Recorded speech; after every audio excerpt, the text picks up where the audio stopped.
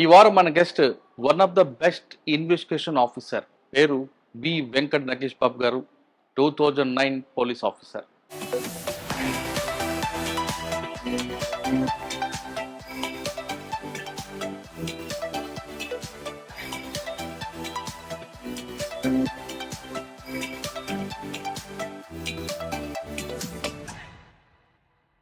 గుంతకల్ అనగానే ఇంత పెద్ద జంక్షన్ లో క్రైమ్ నేచర్ కూడా అంతే స్థాయిలో కనిపిస్తుంటుంది. ఈ జంక్షన్ రాకముందే కర్ణాటక రాష్ట్రం కానీ మహారాష్ట్ర బోర్డర్లు ఉండడంతో అక్కడికి వచ్చిన దొంగలు నేరాలు చేస్తుంటూ వెళ్తుంటారు.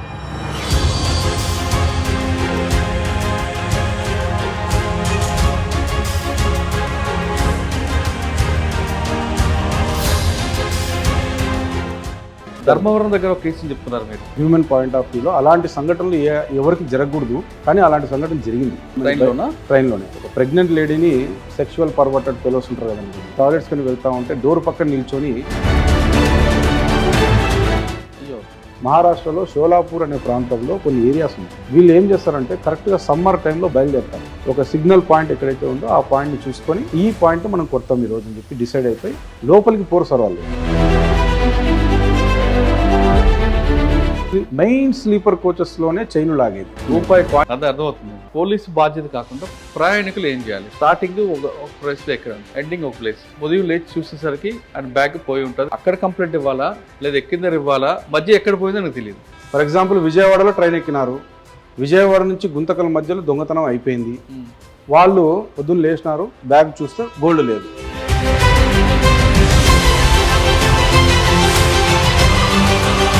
మేము ఎన్నోసార్లు ఆ సెల్ ఫోన్లో పక్కన పెట్టి నిద్రపోతుంటే లేపి తీసుకోమ్మా దొంగతనాలు అయితే అంటే మీరెందుకున్నారు ఇది ఏం చెప్పలేము సార్ సమాధానం. Welcome to crime diaries. ఈ వారం మన guest one of the best investigation officer, పేరు బి వెంకట్ నగేష్ బాబు గారు, 2009 పోలీస్ ఆఫీసర్. ప్రస్తుతం ఆయన గుంతకల్ రైల్వే ఇన్స్పెక్టర్గా పనిచేస్తున్నారు. గుంతకల్ అనగానే దేశంలో అతిపెద్ద రైల్వే జంక్షన్.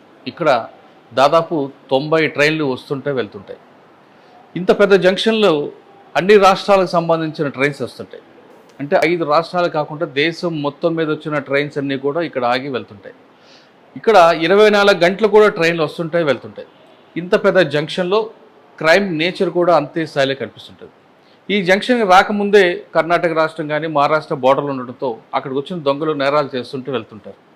ఇంత పెద్ద జంక్షన్లో క్రైమ్ కంట్రోల్ ఎలా చేస్తుంటారు, అంతేకాకుండా పక్క రాష్ట్రాల దొంగలు ఇక్కడ నేరాలు చేసి వెళ్ళిపోతుంటే ఆ రాష్ట్రంకి వెళ్ళి వాళ్ళు పట్టుకొచ్చి రికవరీ ఎలా చేస్తుంటారు, ఈ రెండింటితో పాటు ప్రయాణికుల బాధ్యత ఏ విధంగా ఉంది అనే అంశంపై మనతో మాట్లాడడానికి బాబు గారు ఉన్నారు. ఆయన అడిగి పూర్తిగా తెలుసుకుంది. సార్ నమస్తే అండి. నమస్తే నగేష్ బాబు గారు. సార్ బి వెంకట నగేష్ బాబు, 2009 పోలీస్ ఆఫీసర్. ఎస్ సార్, ఈ మిగతా అన్ని ప్రాంతాల్లో పనిచేయడం లా అంటారు వేరు, గుంతకల్ లాంటి హెవీ జంక్షన్లో పనిచేయడం అనేది ఒక పెద్ద టాస్క్ ఇది. ఎస్ ఎందుకంటే మీకు చెప్తాను, ఇందాక అనుకున్నట్లుగా అన్ని రాష్ట్రాలు వస్తుంటాయి, క్రిమినల్స్ వస్తుంటారు. దాదాపు 90 ట్రైన్లు అంటే లక్షల మంది రోజు వెళ్తుంటారు వస్తుంటారు. ఇక్కడ క్రైమ్ నేచర్ ఏ విధంగా ఉంటుంది? ఇక్కడ అఫెండర్లు రకరకాల అఫెండర్లు చూస్తుంటారు. మిగతా వాళ్ళు వేరు, ఇక్కడ ఇంటర్ స్టేట్ గ్యాంగ్ ఉంటుంది, అదర్ స్టేట్ గ్యాంగ్ ఉంటుంది, రెండు మిక్స్డ్ గ్యాంగ్ ఉంటాయి. అన్నిటికన్నా ఇంపార్టెంట్, వీళ్ళు ఒక ట్రైన్ పాస్ అవుతున్నప్పుడు ఆ ట్రైన్ ఆపడానికి ఒక ట్రాక్కి మధ్యలో గ్యాప్లో కాయిన్ పెడతారని తెలుస్తుంది. ఆ కాయిన్ పెట్టితే ట్రైన్ ఎందుకు ఆగుతుంది? అటువంటి వాళ్ళని పట్టుకోవడానికి మీరేం చేస్తారు?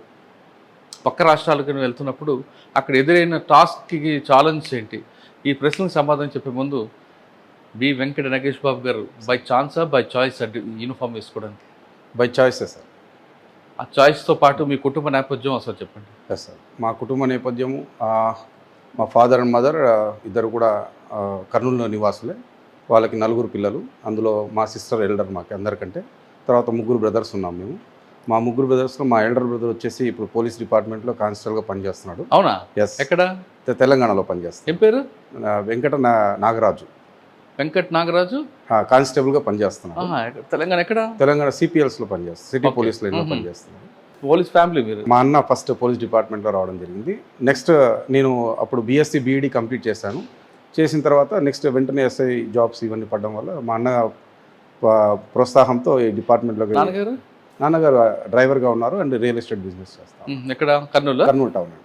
అంటే పోలీస్ చాయిస్ ఎందుకు తీసుకున్నారు మీరు? బీఈడీ అంటే టీచర్ అవ్వకుండా? Sir absolutely. అంటే చాయిస్లో సర్వీస్ ఓరియంటెడ్ ఒకటి సార్, రెండోది జాబ్ ఆపర్చునిటీస్లో ఫ్రెష్గా నోటిఫికేషన్స్ రావడం ఇవన్నీ కూడా అప్పటికప్పుడు ఇంకా అలా వచ్చింది. ప్లస్ రెండోది మంచి అవకాశం ఉంటుంది. ఆల్రెడీ మా అన్న సర్వీస్ చేస్తున్నాడు, గ్రేహౌన్స్లో పనిచేస్తాడు. మేజర్ ఇన్సిడెంట్ బలిమెల ఇన్సిడెంట్ ఒకటి జరిగినప్పుడు దాంట్లో జస్ట్ అంటే పోవాల్సిన వ్యక్తి పోకుండా పోవడము, అక్కడ గ్రేహౌన్స్లో వాళ్ళు పడే కష్టాలు అవన్నీ చెప్తా ఉంటే కొద్దిగా మోటివేట్ అయ్యాం సార్. 2010లో ఆయన బలిమల ఇన్సిడెంట్ ఉన్నారా? లేదు సార్, అంటే ఇంకో బ్యాచ్ ఉంది, బిహైండ్ బ్యాచ్లో ఉన్నాడు అనమాట. ఓకే. అప్పుడు అవన్నీ చెప్తా ఉంటే కొద్దిగా అనిపించింది ఛాలెంజింగ్ టాస్క్ ఇవన్నీ కూడా. అంటే మీ అన్నయ్య మీకు role model? Yes, he is my role model sir. He is my role model and he is my mentor, best mentor అంతే. Okay sir. డిపార్ట్మెంట్కి వచ్చారు. Yes, 2009 right. ట్రైనింగ్ అయిన తర్వాత ఫస్ట్ పోస్టింగ్ ఎక్కడండి? పుట్టపర్తి అర్బన్లో ఇచ్చారు సార్ నాకు పిఎస్ఐగా. అప్పుడు షానవాజ్ కాసిం సార్ ఎస్పీ గారుగా ఉన్నారు. సార్ దగ్గర రిపోర్ట్ చేశాను మేము. మాకు పుట్టపర్తి అర్బన్ స్వామి సన్నిధులు ఇచ్చారు. అక్కడ మేము 6 months చేశాను అక్కడ పిఎస్ఐగా. తర్వాత వెంటనే పుట్టపర్తి రూరల్ పక్కనే మాకు ఎస్హెచ్ఓ పోస్ట్ ఇచ్చారు నాకు అక్కడ. నేను అక్కడ 2.5 years పనిచేస్తాను అక్కడ. సార్ 2.5 సంవత్సరాల్లో పుట్టపర్తిలో మెయిన్ ఛాలెంజ్ ఏంటండి?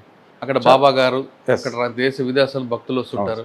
చిన్న ఇన్సిడెంట్ జరిగిందంటే దేశం మొత్తం, ప్రపంచం మొత్తం కూడా బ్యాడ్ నేమ్ వస్తుంది. అవును. అంత ప్రశాంత వాతావరణంలో భక్తులకు ఇబ్బందులు కలగకుండా, లా అండ్ ఆర్డర్ ఇష్యూ జరగకుండా, క్రైమ్ జరగకుండా మీరు ఏం చేశారు? మీకు మెయిన్ ఛాలెంజ్ ఎక్కడ వచ్చింది? సో ఛాలెంజింగ్ కేసు పుట్టపర్తిలో మెయిన్ ఛాలెంజింగ్ వచ్చేసి పీస్ మెయింటైన్ చేయడము and security of the international tour ఎవరైతే పిల్గ్రిమ్స్ ఉన్నారో వాళ్ళకి సెక్యూరిటీ ఇవ్వడము. అక్కడ మేము పనిచేసిన పీరియడ్లో పెద్దగా ఏం రాలేదు సార్. అంత లా అండ్ ఆర్డర్ ప్రాబ్లం ఏది లేదా సేఫ్టీ ఇష్యూస్ ఏం రాలేదు. పుట్టపర్తి రూరల్లో పనిచేసేటప్పుడు మాత్రం రూరల్ లిమిట్స్ ఐడియాలజీ అంతా డిఫరెంట్గా ఉంది వెన్ కంపేర్ టు అర్బన్. అక్కడంతా గతంలో ఒక మావోయిజం అవంతా ఉన్న ఏరియాలు అవన్నీ కూడా. అలాంటి సిచ్యువేషన్స్ కూడా బాగా టఫ్గా చేయాల్సి వచ్చింది. అయితే ఉన్నాయి సార్, అక్కడ కూడా కొన్ని క్లాసిక్ కేసెస్ ఉన్నాయి మేము డిటెక్ట్ చేసింది. మేము ఇన్స్పెక్టర్ సార్కి మేము బాగా సపోర్ట్గా ఉండేవాళ్ళం. వాళ్ళ మర్డర్ కేసు ఇన్వెస్టిగేషన్లో కొద్దిగా ఇన్వెస్టిగేషన్ అంటే కొద్దిగా ఇంట్రెస్ట్ ఉంటుంది. ఆ రకంగా అసలు ఎక్కువగా రియల్ ఎస్టేట్ వివాదాలు ఎక్కువ కదండి? అవును సార్, అక్కడంతా ఉంటుంది సార్ రియల్ ఎస్టేట్ వివాదాలు. కాంట్రాక్టర్స్ అక్కడ స్వామి వాళ్ళంతా ఉంటారు సార్ అక్కడ ఉన్నారు. మీరు వెళ్ళేసారు, స్వామి ఉన్నారు కదా? లేదు సార్, అప్పటికే డిమైజ్ అవుతారు. అప్పటికే అయిపోయారు. కానీ ఆ స్వామి కోసం చాలా మంది వస్తుంటారు కదా డివోటీస్ అండి? అవును, వస్తున్నారు. మీకు నవంబర్ 22, 23లో ఆ బందోబస్తు ఎలాగుంటుందండి? హెవీ బందోబస్తు సార్ అది. ఎందుకంటే రకరకాలుగా ఎక్కడెక్కడి నుంచో వస్తుంటారు అండ్ మోర్ ఓవర్ విఐపీస్ ఎక్కువ మూమెంట్ ఉంటుంది ఆ టైంలో. ఈవెన్ ప్రెసిడెంట్ ఆఫ్ ఇండియా కూడా వచ్చారు ఆ టైంలో. సో కొద్దిగా హెవీ బందోబస్తు, చాలా హెవీ బందోబస్తు ఉంది సార్. అక్కడ మీ టాస్క్ ఎలాగుంటుందండి సార్? అదే సార్, టాస్క్ అంతా అక్కడ ప్రొటెక్షనే sir. Only security and law and order problem కాకుండా చూసుకోవాలి అంతే. నా 6 months టెన్యూర్లో అర్బన్ పిఎస్ఐగా నాకు ఎటువంటి టాస్క్ రూరల్లో వచ్చాయి సార్. రూరల్లో టాస్క్ వచ్చేసి ఒక మర్డర్ కేసు ఇన్వెస్టిగేషన్ కొద్దిగా బాగా అనిపించింది నాకు. ఏంటండి అది? సార్, ఒక హస్బెండ్ని ఒక సొంత వైఫే కాంట్రాక్ట్ మర్డర్ చేపించింది. ఎందుకో సమ్ అఫైర్, ఇల్లీగల్ అఫైర్ ఉంది. అంటే ఆ కేసుని మేము ఎందుకు స్పెషల్గా తీసుకున్నాం అంటే జస్ట్ స్పాన్ ఆఫ్ 6 hours ముద్దాయిని పట్టుకున్నాం. అంటే అర్ధరాత్రి అంటే 10:30 ఆ టైంలో మాకు ఫోన్ వచ్చింది. మేము సీన్కి రీచ్ చేసరికి 11:30 అయింది. ఆ 11:30 నుంచి మార్నింగ్ 6 లోపు ఆ కేసుని మేము ఛేదించేస్తాము. అంటే బిగ్ లీడ్ ఎక్కడ వచ్చింది? లీడ్ ఎక్కడ వచ్చిందంటే ఎక్కడైతే ఆ వైఫ్ డెడ్ బాడీ దగ్గర ఏడ్చే క్రమం కొద్దిగా డిఫరెంట్గా అనిపించింది. అండ్ మోర్ ఓవర్ ఇన్పుట్స్ అప్పుడే విలేజ్లో డిఫరెంట్గా వస్తూ ఉంటాయి.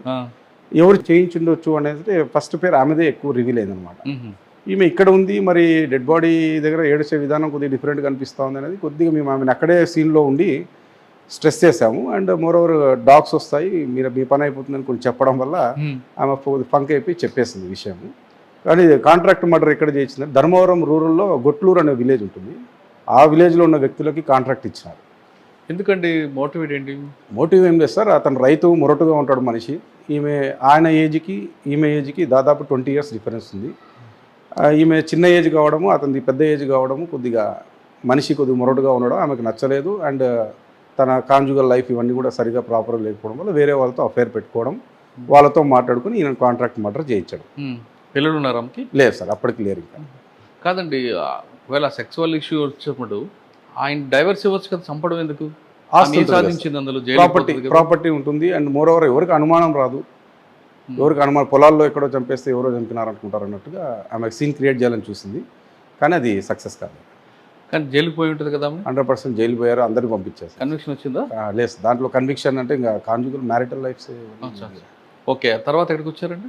సార్ నెక్స్ట్ పుట్టపర్తి రూరల్ తర్వాత నేను నేరు ఎస్బీలో పనిచేస్తాను, అనంతపూర్ డిస్టిక్ ఎస్బీలో. 2014 ఎలక్షన్ సెల్లో ఉన్నాను, పనిచేశాను. సో ఎలక్షన్ సెల్ అంతా అప్పుడు డిఎస్పీ గంగయ్య సార్ దగ్గర వీళ్ళందరి దగ్గర పనిచేశాను. అప్పుడు మాకు సెంథిల్ కుమార్ సార్ ఐపీఎస్ గారు ఎస్పీగా ఉన్నారనమాట. సార్ దగ్గర పనిచేయడం జరిగింది. అది అలా జరిగిపోయింది సార్. 2014 అంతా అక్కడ అయిపోయింది. After election next posting Guntakal 1 టౌన్లో వచ్చింది. గుంతకల్ 1 టౌన్లో దగ్గర దగ్గర 3 years పనిచేస్తాను ఇక్కడ ఎస్హెచ్ఓగా. నేనే ఎస్ఐఏ ఎస్హెచ్ఓ అక్కడ. అక్కడ కొన్ని మంచి క్లాసిక్ కేసెస్ చెప్పండి. రిగార్డింగ్ సేమ్ కాంట్రాక్ట్ మర్డరే. సొంత బిడ్డ తల్లిని చంపించడం, అది ఉమెన్ మిస్సింగ్గా మళ్ళీ ఆమెనే వచ్చి కంప్లైంట్ ఇచ్చింది. స్టేషన్కి కంప్లైంట్ ఇవ్వడం, బిడ్డనే వచ్చి కంప్లైంట్ ఇస్తుంది మా అమ్మ కనిపించట్లేదని. తీరా ఆరా తీస్తే అమ్మని సొంత తల్లిని కాంట్రాక్ట్ మర్డర్ చేసి చంపించడం, ఆ శవాన్ని ఇక్కడ గుమ్మనూరు పొలాల్లో పూడ్చడం. దానికి సంబంధించిన లీడ్ మేము ఇన్వెస్టిగేషన్లో చేసుకుంటూ పోతే అది మర్డర్ కేసుగా డిటెక్ట్ కావడం, ఆ బాడీని బయటికి ఎగ్జిబిషన్ చేయించడం, ఆ తర్వాత ఆ ముద్దాయిలందరూ పట్టుకున్నాక వీళ్ళందరికీ కన్విక్షన్ పడింది సార్. 14 సంవత్సరాలు జైలు శిక్ష పడింది, ఇంక్లూడింగ్ కూతురు. ఇది కొద్దిగా మాకు సాటిస్ఫై అయిన కేసు ఇది. ఎందుకంటే ఆమె తల్లిని చంపాలని property sir, main property. 2 daughters ఉన్నారు. 2 డాటర్స్లో ఈ ఎల్డర్ డాటర్ ఎవరినో ఇష్టపడి పెళ్లి చేసుకుపోయింది. యంగర్ డాటర్ వాళ్ళమ్మ చూపించిన మ్యారేజ్ చేయించుకుంది కాబట్టి ఈ రకంగా చేసుకున్నారు. ప్రాపర్టీ విషయంలో చిన్న బిడ్డకెళ్ళి ఎక్కువ అమ్మ ప్రేమ చూపిస్తుంది కాబట్టి పెద్ద బిడ్డ హట్ అయిపోయి కాంట్రాక్ట్ మర్డర్ చేయించింది. ఓకే, ఇంకేమున్నాయండి గుంతకల్లో అండి? సార్ గుంతకల్లో తర్వాత ప్రాపర్టీ కేసెస్ మేము ఎక్కువగా దొంగతనాలు ఎక్కువ జరుగుతాయి ఇక్కడ. ఇళ్లలో దూరి దొంగతనాలు జరిగిన కేసెస్ని బాగా డిటెక్ట్ చేస్తాము. అప్పుడు కురుబ నాగరాజ్ అని ఒక నోటోరియస్ హ్యాబిచువల్ అఫెండర్, వాడు ఇళ్లలో దూరేది. వాడి దగ్గర 80 తులాలు రికవరీ చేస్తాను నేను. తాడేపల్లిగూడెం దగ్గర ఆంధ్రాకి వెళ్ళి అక్కడ రికవరీ చేసుకొని వచ్చాను. సో ఇలాంటి కేసెస్ ఉన్నాయి సార్. సార్ ఇవి కాకుండా గుంతకల్లో ఫ్లోటింగ్ ఏరియా కాబట్టి ఎక్కువగా ఆట వాళ్ళు ఈ రౌడీజం కనిపిస్తుంటుంది. ఆ రౌడీజం ఎలా కంట్రోల్ చేశారు? Surveillance is important. వాళ్ళు ఏం చేస్తున్నారు, వాళ్ళ స్థితిగతులు ఏమి, వాళ్ళ బ్యాంక్ అకౌంట్స్ వెరిఫై చేయడము, వాడి జీవన విధానం ఏమి, వాడు ఇప్పట్లో ఏమైనా సడన్గా డబ్బు తీసుకొస్తున్నాడా, లేదు వాడు సడన్గా వాడి లైఫ్ స్టైల్ మారిందా, ఏమైనా పర్చేస్ చేసినాడా, కారు కొన్నాడా, బండి కొన్నాడా, వాడి మీద కొంచెం సరైన నిఘా పెట్టినట్లయితే వాడు ఏం చేస్తున్నాడో మనకు మూమెంట్ తెలిసిపోతుంది సార్. మోర్ ఓవర్ వాళ్ళ టెక్నాలజీ, ఇప్పుడు టెక్నాలజీ బాగుంది కాబట్టి వాళ్ళ ఫోన్ నెంబర్స్ని అవన్నీ వెరిఫై చేసుకుంటూ పోతే మనం వాళ్ళని సరిగ్గా మనం మానిటర్ చేయొచ్చు సార్. అంటే రౌడీజం కంట్రోల్ అయిందంటారు? కంట్రోల్ 100% కంట్రోల్ అయింది. ఓకే, ఇక్కడ ఒక క్రిమినల్ ఉంటారు, జేమ్స్ అనుకుంటా అని పేరు. అవును, ఆయన ఎప్పుడైనా మీకు ఎదురుపడ్డా? 100% ఎదురుపడ్డాడు సార్. అతని మీద సస్పెక్ట్ షీట్ ఉంది గుంతకల్ 1 టౌన్లో. ఒకసారి నాకు బాగా గుర్తుంది, ఎస్బీఐ ఆఫీస్ నుంచి ఫోన్ వచ్చింది. అతని సస్పెక్ట్ షీట్ని అప్డేట్ చేయాలని చెప్పేసి, ఫింగర్ ప్రింట్స్ కావాలని చెప్పేసి అంటే అతని గురించి ఆరాధిస్తే కోర్టుకు వచ్చారు వాయిదాకి. సో నాకు ఇన్పుట్ వచ్చింది వెంటనే అతను తీసుకొచ్చి ఇమ్మీడియట్గా సస్పెక్ట్ షీట్స్లో ఫింగర్ ప్రింట్ పెట్టేటప్పుడు ఇష్యూ చేశాడు. నన్ ఆఫ్ యువర్ బిజినెస్, నువ్వు సస్పెక్ట్ షీట్వి, రౌడీ షీట్వి నువ్వు సంతకం పెట్టాల్సిందే, వేలుముద్ర వేయాల్సిందే. సో పోలీస్ డ్యూటీ పోలీస్, అంతే. వేశాడు కామ్గా, తన డ్యూటీ తను చేసుకుని, మా డ్యూటీ మేము చేసాం, తన పని చేసుకుంటాం. ఆయన ఆలోచన ఎక్కడండి అసలు? అంతా నటోరియస్కి ఎందుకు తయారయ్యాడు? సార్ నోటోరియస్గా కావడానికి మేబీ పరిచయాలు, మేబీ ఫైనాన్షియల్ విషయాలు, లేదా అతనుకున్న అంటే ఏమవుతుంది అనేది ఏమన్నా ధీమా ఉండొచ్చు.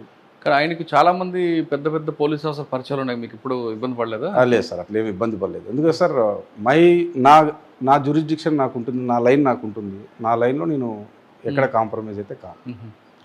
చాలా మందితో వాళ్ళకి సంబంధాలు ఉండేవి కదా? కాదు సార్, అది అన్నారు, అది. ఓకే, తర్వాత గుంతకల్ ఉండి సార్ గుంతకల్ 1 టౌన్ నుంచి నేరుగా నేను ట్రాఫిక్ వెళ్ళాను, ఏపీ మన అనంతపూర్ ట్రాఫిక్కి. ఓకే, అక్కడ డ్యూటీ చేస్తున్నాను సార్. ఆ డ్యూటీ చేసే క్రమంలో 1 year కంప్లీట్ అయిపోయింది అక్కడ. దెన్ అక్కడ కంప్లీట్ అయిన తర్వాత పోతుకుంటా ధర్మవరం రూరల్ అనంతపురం ట్రాఫిక్లో మీకు మెయిన్ ఛాలెంజ్ ఏముందండి? ఎందుకంటే అక్కడ చాలామంది హెల్మెట్ పెట్టుకోరు. అవును సార్, రాంగ్ రూట్లో వస్తారు. ట్రాఫిక్ సెన్స్ అనేది చాలా తక్కువ మంది ఉంటుంది. అబ్సల్యూట్లీ. వాళ్ళని ఎలా మీరు ఎడ్యుకేట్ చేశారా? అంటే ట్రాఫిక్లో 3 కనిపిస్తాయి, ఎడ్యుకేషన్, ఎన్ఫోర్స్మెంట్, తర్వాత ఇంకోటి ఈ వస్తుంది. ఆ 3 ఈలో ఏది మీకు ఇష్టం? మెయిన్ ఎడ్యుకేషనే సార్. ట్రాఫిక్లో మనము ఎక్కువ ఇంప్లిమెంట్ చేస్తే పోలీస్కి ఆపోజిటే మాట్లాడతారు కానీ ఎవరు ఫేవర్గా అయితే మాట్లాడరు. ఎన్ఫోర్స్మెంట్కి పబ్లిక్ ఎవరికి నచ్చదు. Engineering absolutely. Engineering, enforcement and education, ఈ 3 ఈలు మనకి ట్రాఫిక్లో. అయితే మేము ఎక్కువ ఫోకస్ చేస్తే ఎడ్యుకేషనే సార్. ఎడ్యుకేషనే లైక్ చేస్తారు పబ్లిక్. అరే పోలీసు వాళ్ళు అంతా చెప్తున్నారు, వాళ్ళు మన మంచి కోసంగా చెప్పేది అన్నట్టు వాళ్ళు పాజిటివ్గా తీసుకుంటారు పోలీస్ చెప్పేది. ఎన్ఫోర్స్మెంట్ విషయానికి వచ్చేసరికి మమ్మల్ని విలన్స్ మాది చూస్తారు, మా డబ్బులన్నీ వీళ్ళు దోచేసుకుంటున్నారు, అది ఇది చేస్తున్నారని. కానీ అది కరెక్ట్ కాదు సార్. ఎందుకంటే చట్టము లా మేకర్స్ ఆల్రెడీ లెజిస్లేషన్లో చేశారు. We are the executives. వాళ్ళు చెప్పింది మేము చేస్తున్నాము. అక్కడ ఇంజనీరింగ్ మీది సంబంధం కాదు, ఇంజనీరింగ్ మాకు సంబంధం. రైట్. ఇప్పుడు అనంతపూర్లో క్లాక్ టవర్ లాంటి ఏరియాలో Yes. రాంగ్ రూట్లో వస్తుంటారండి. రైట్ రూట్లో వచ్చిన వ్యక్తికి రాంగ్ రూట్లో వచ్చే వ్యక్తికి డాష్ ఇస్తే అవును పరిణామాలు చాలా తీవ్రంగా ఉంటాయి. అవును సార్. కానీ అవతల వ్యక్తే ఎక్కువగా డామినేట్ చేస్తుంటాడు రాంగ్ రూట్లో వచ్చి వ్యక్తి. అటువంటి ఏమైనా ఎదురుపడ్డాయి మీకు?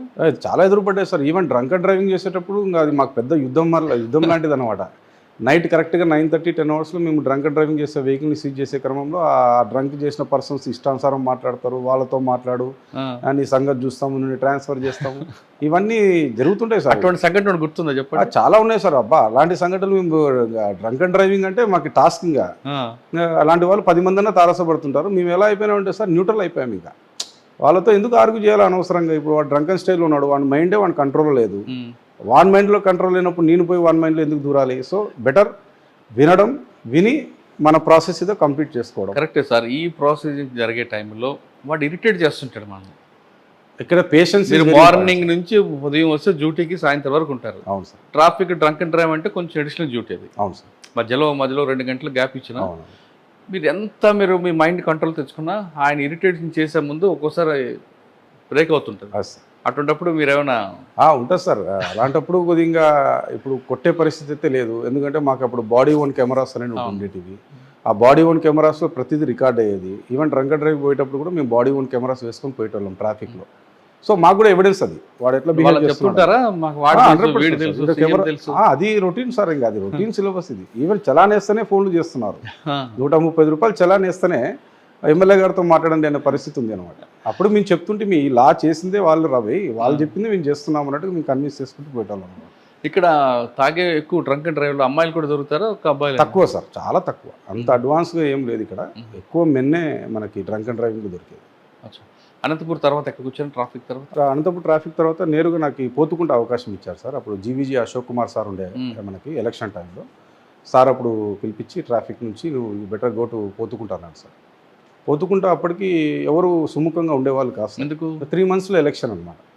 2019 3 months ముందు ఎలక్షన్ ఉంది. ఆ ఎలక్షన్కి అక్కడ ఫ్యాక్షన్ దగ్గర 7 to 8 విలేజెస్ భయంకరమైన ఫ్యాక్షన్ అక్కడ. మన ధర్మవరం రూరల్, అది ధర్మవరం రూరల్ స్టేషన్ సర్కిల్ పోతుకుంటా అంటారు దాన్ని. ఆ పోతుకుంటా స్టేషన్ కింద 8 విలేజెస్, వెరీ కాంప్లికేటెడ్ విలేజెస్. అవి బ్యాడ్ బ్యాక్గ్రౌండ్ ఉన్న విలేజెస్ అనమాట. అవి అక్కడికి పోవాలంటే ఎస్ఐస్ కొద్దిగా ఎలక్షన్ టైంలో మాకెందుకు రిస్క్ అన్నట్టుగా ఆలోచించేవాళ్ళు సార్. కానీ మేము అట్లా అనుకోలేదు, ఛాలెంజ్గా తీసుకున్నాం. ఈవెన్ ఛాలెంజ్ ఏమొచ్చిందంటే ఎలక్షన్ సార్ 2019 ఎలక్షన్ పెద్ద టాస్క్. 2019 జస్ట్ 3 months ముందర ఒక ఎస్ఐ పోయి అక్కడ ఊళ్ళలో తిరగడము, లేదా ఆ టోపోగ్రఫీ అంతా అర్థం చేసుకోవడము, ఇదంతా టైం బీయింగ్ చాలా కష్టపడాల్సి వస్తుంది. అంటే ఆ ప్రాంతంలో మీరు చెప్పారు బ్యాడ్ ఫెలోస్ ఎక్కువ ఉంటారు. మీకు ఏరియా డామినేషన్ ఎంత టైం పట్టిందండి ఇక్కడ? సార్ ఏరియాకి డామినేషన్ ఫ్యామిలీ మేము ఇక్కడే పెట్టేవాళ్ళం సార్. అప్పుడు గుంతకల్ ఇక్కడే ఫ్యామిలీ పెట్టాను. నేను మాత్రం అక్కడే పనిచేశాను కాబట్టి నాకు ఎక్కువ టైం దొరికింది. సో ఫ్యామిలీ నా దగ్గర లేరు కాబట్టి నేను ఎక్కువ యాక్సెస్ చేయడం వల్ల 2.5 months ఖచ్చితంగా పడుతుంది సార్ ఒక ఏరియా మీద గ్రిప్ తెచ్చుకోవాలంటే. కానీ మీరు వెళ్తారు ప్రతి గ్రామంకి టచ్ చేస్తుంటారు. ఆల్రెడీ మీలాంటి ఎస్ఎల్ చాలా మంది చూస్తుంటారు అక్కడ. వచ్చాడు పోతాడు అనుకున్నారా? లేదు మీ బ్యాక్గ్రౌండ్ తెలిసి జాగ్రత్తగా ఉన్నారా? అట్లేం లేదు సార్. ఇప్పుడు వాళ్ళకి నేను కొత్త వ్యక్తినే, వాళ్ళకి 100% నేను కొత్త వ్యక్తిని. నేను ఎలా చేస్తాను ఆ టైంలో అనేది డిపెండ్స్ ఆన్ మీ. అండ్ నా ఐడియాలజీ ఏందనేది వాళ్ళు అర్థం చేసుకోవాలి. ఇప్పుడు స్టేషన్కి వస్తే వాళ్ళతో ఎలా బిహేవ్ చేస్తున్నాడు సార్ ఎస్ఐ గారు, ఊర్లో ఉన్నప్పుడు ఎలా బిహేవ్ చేస్తున్నాడు, రౌడీ షీటర్స్తో ఎట్లా బిహేవ్ చేస్తున్నాడు, మనం ఎక్కడ ఎలా మాట్లాడాలో అలా మాట్లాడి వాళ్ళని చక్కగా చేసుకుంటే then it is more than enough sir police. Okay.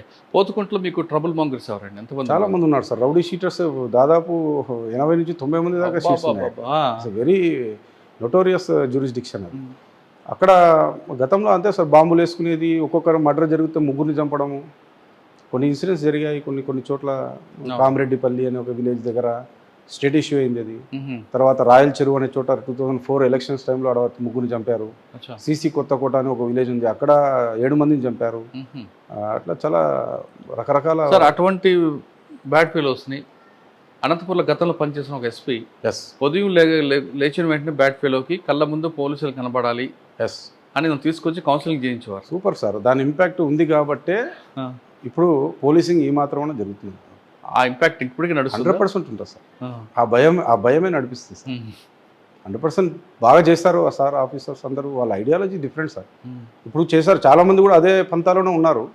But ఇప్పుడు అదే ఇందాక మనం మాట్లాడుకున్న అవేర్నెస్ కొద్దిగా ఎక్కువ రావడం, ఫ్రెండ్లీ పోలీసింగ్స్ ఇవన్నీ టాపిక్స్ ఉన్నాయి కాబట్టి మా ఐడియాలజీ కూడా డిఫరెంట్గా మార్చుకున్నాం సార్. ఓకే. అక్కడ పొత్తుకుంట తర్వాత అంటే సో పోతుకుంట తర్వాత అంటే ఎలక్షన్ టైంలో మీకు ఎలాంటి డిస్టర్బెన్స్ లేదా? ఎలక్షన్ టైంలో ఏం లేదు కానీ సార్ అక్కడ కూడా క్లాసిక్ కేసు ఒకటి మంచి కేసు సార్. 2019-20 పీరియడ్లో బాబ్జాన్ అని ఒక అఫెండర్ని పడుతుంది. ఫ్రెష్గా అతను ఏం చేస్తాడంటే సార్, వాటర్లో ఒక బాడీ తేలుతూ ఉంది, సగం బాడీ అంతా మునిగిపోయింది, కాళ్ళు ఒకటి పైకి లేచాయి. అక్కడ ఇన్ఫర్మేషన్ వచ్చింది ఇట్లా ఒక డెడ్ బాడీ నీళ్ళలో ఉంది అని చెప్పేసి. ఇమ్మీడియట్గా సీన్లోకి వెళ్ళాము. చూస్తే ఒక పర్సన్ ఐడెంటిఫై చేశాము. ఆ ఐడెంటిఫై చేసిన పర్సన్ ఎవరు చంపిండొచ్చు అని చేస్తే ఈ వ్యక్తి బయటపడ్డాడు. ఇక్కడ ట్విస్టింగ్ ఏముంటుంది సార్, అది నార్మల్, అది ట్రేస్ చేయడము పట్టుకోవడం నార్మల్. వాడిని ఇంట్రాగేషన్ చేసేటప్పుడు మేము నైట్ కూర్చున్నప్పుడు కొత్త విషయాలు బయటపడ్డాయి. ఏమో కొత్త విషయాలు అంటే సార్, 2019లో ఫ్రెష్ మర్డర్లో మేము తీసుకొచ్చాము అతన్ని. కానీ వాడు మేము ఇంట్రాగేషన్ చేసే పద్ధతిలో 2010లో చేసిన మర్డర్ ఒప్పుకున్నాడు, 2015లో చేసిన మర్డర్ ఒప్పుకున్నాడు. ఒక ఆశ్చర్యం ఏమంటే సార్, 2010లో మర్డర్ చేసిన వ్యక్తి యొక్క మిస్సింగ్ కేసు లేదు, మర్డర్ కేసు లేదు. అయ్యో. బాడీ ఎక్కడుందో కూడా తెలియదు. అటువంటి బాడీని మేము పొలాల నుంచి బయటికి తీసాం.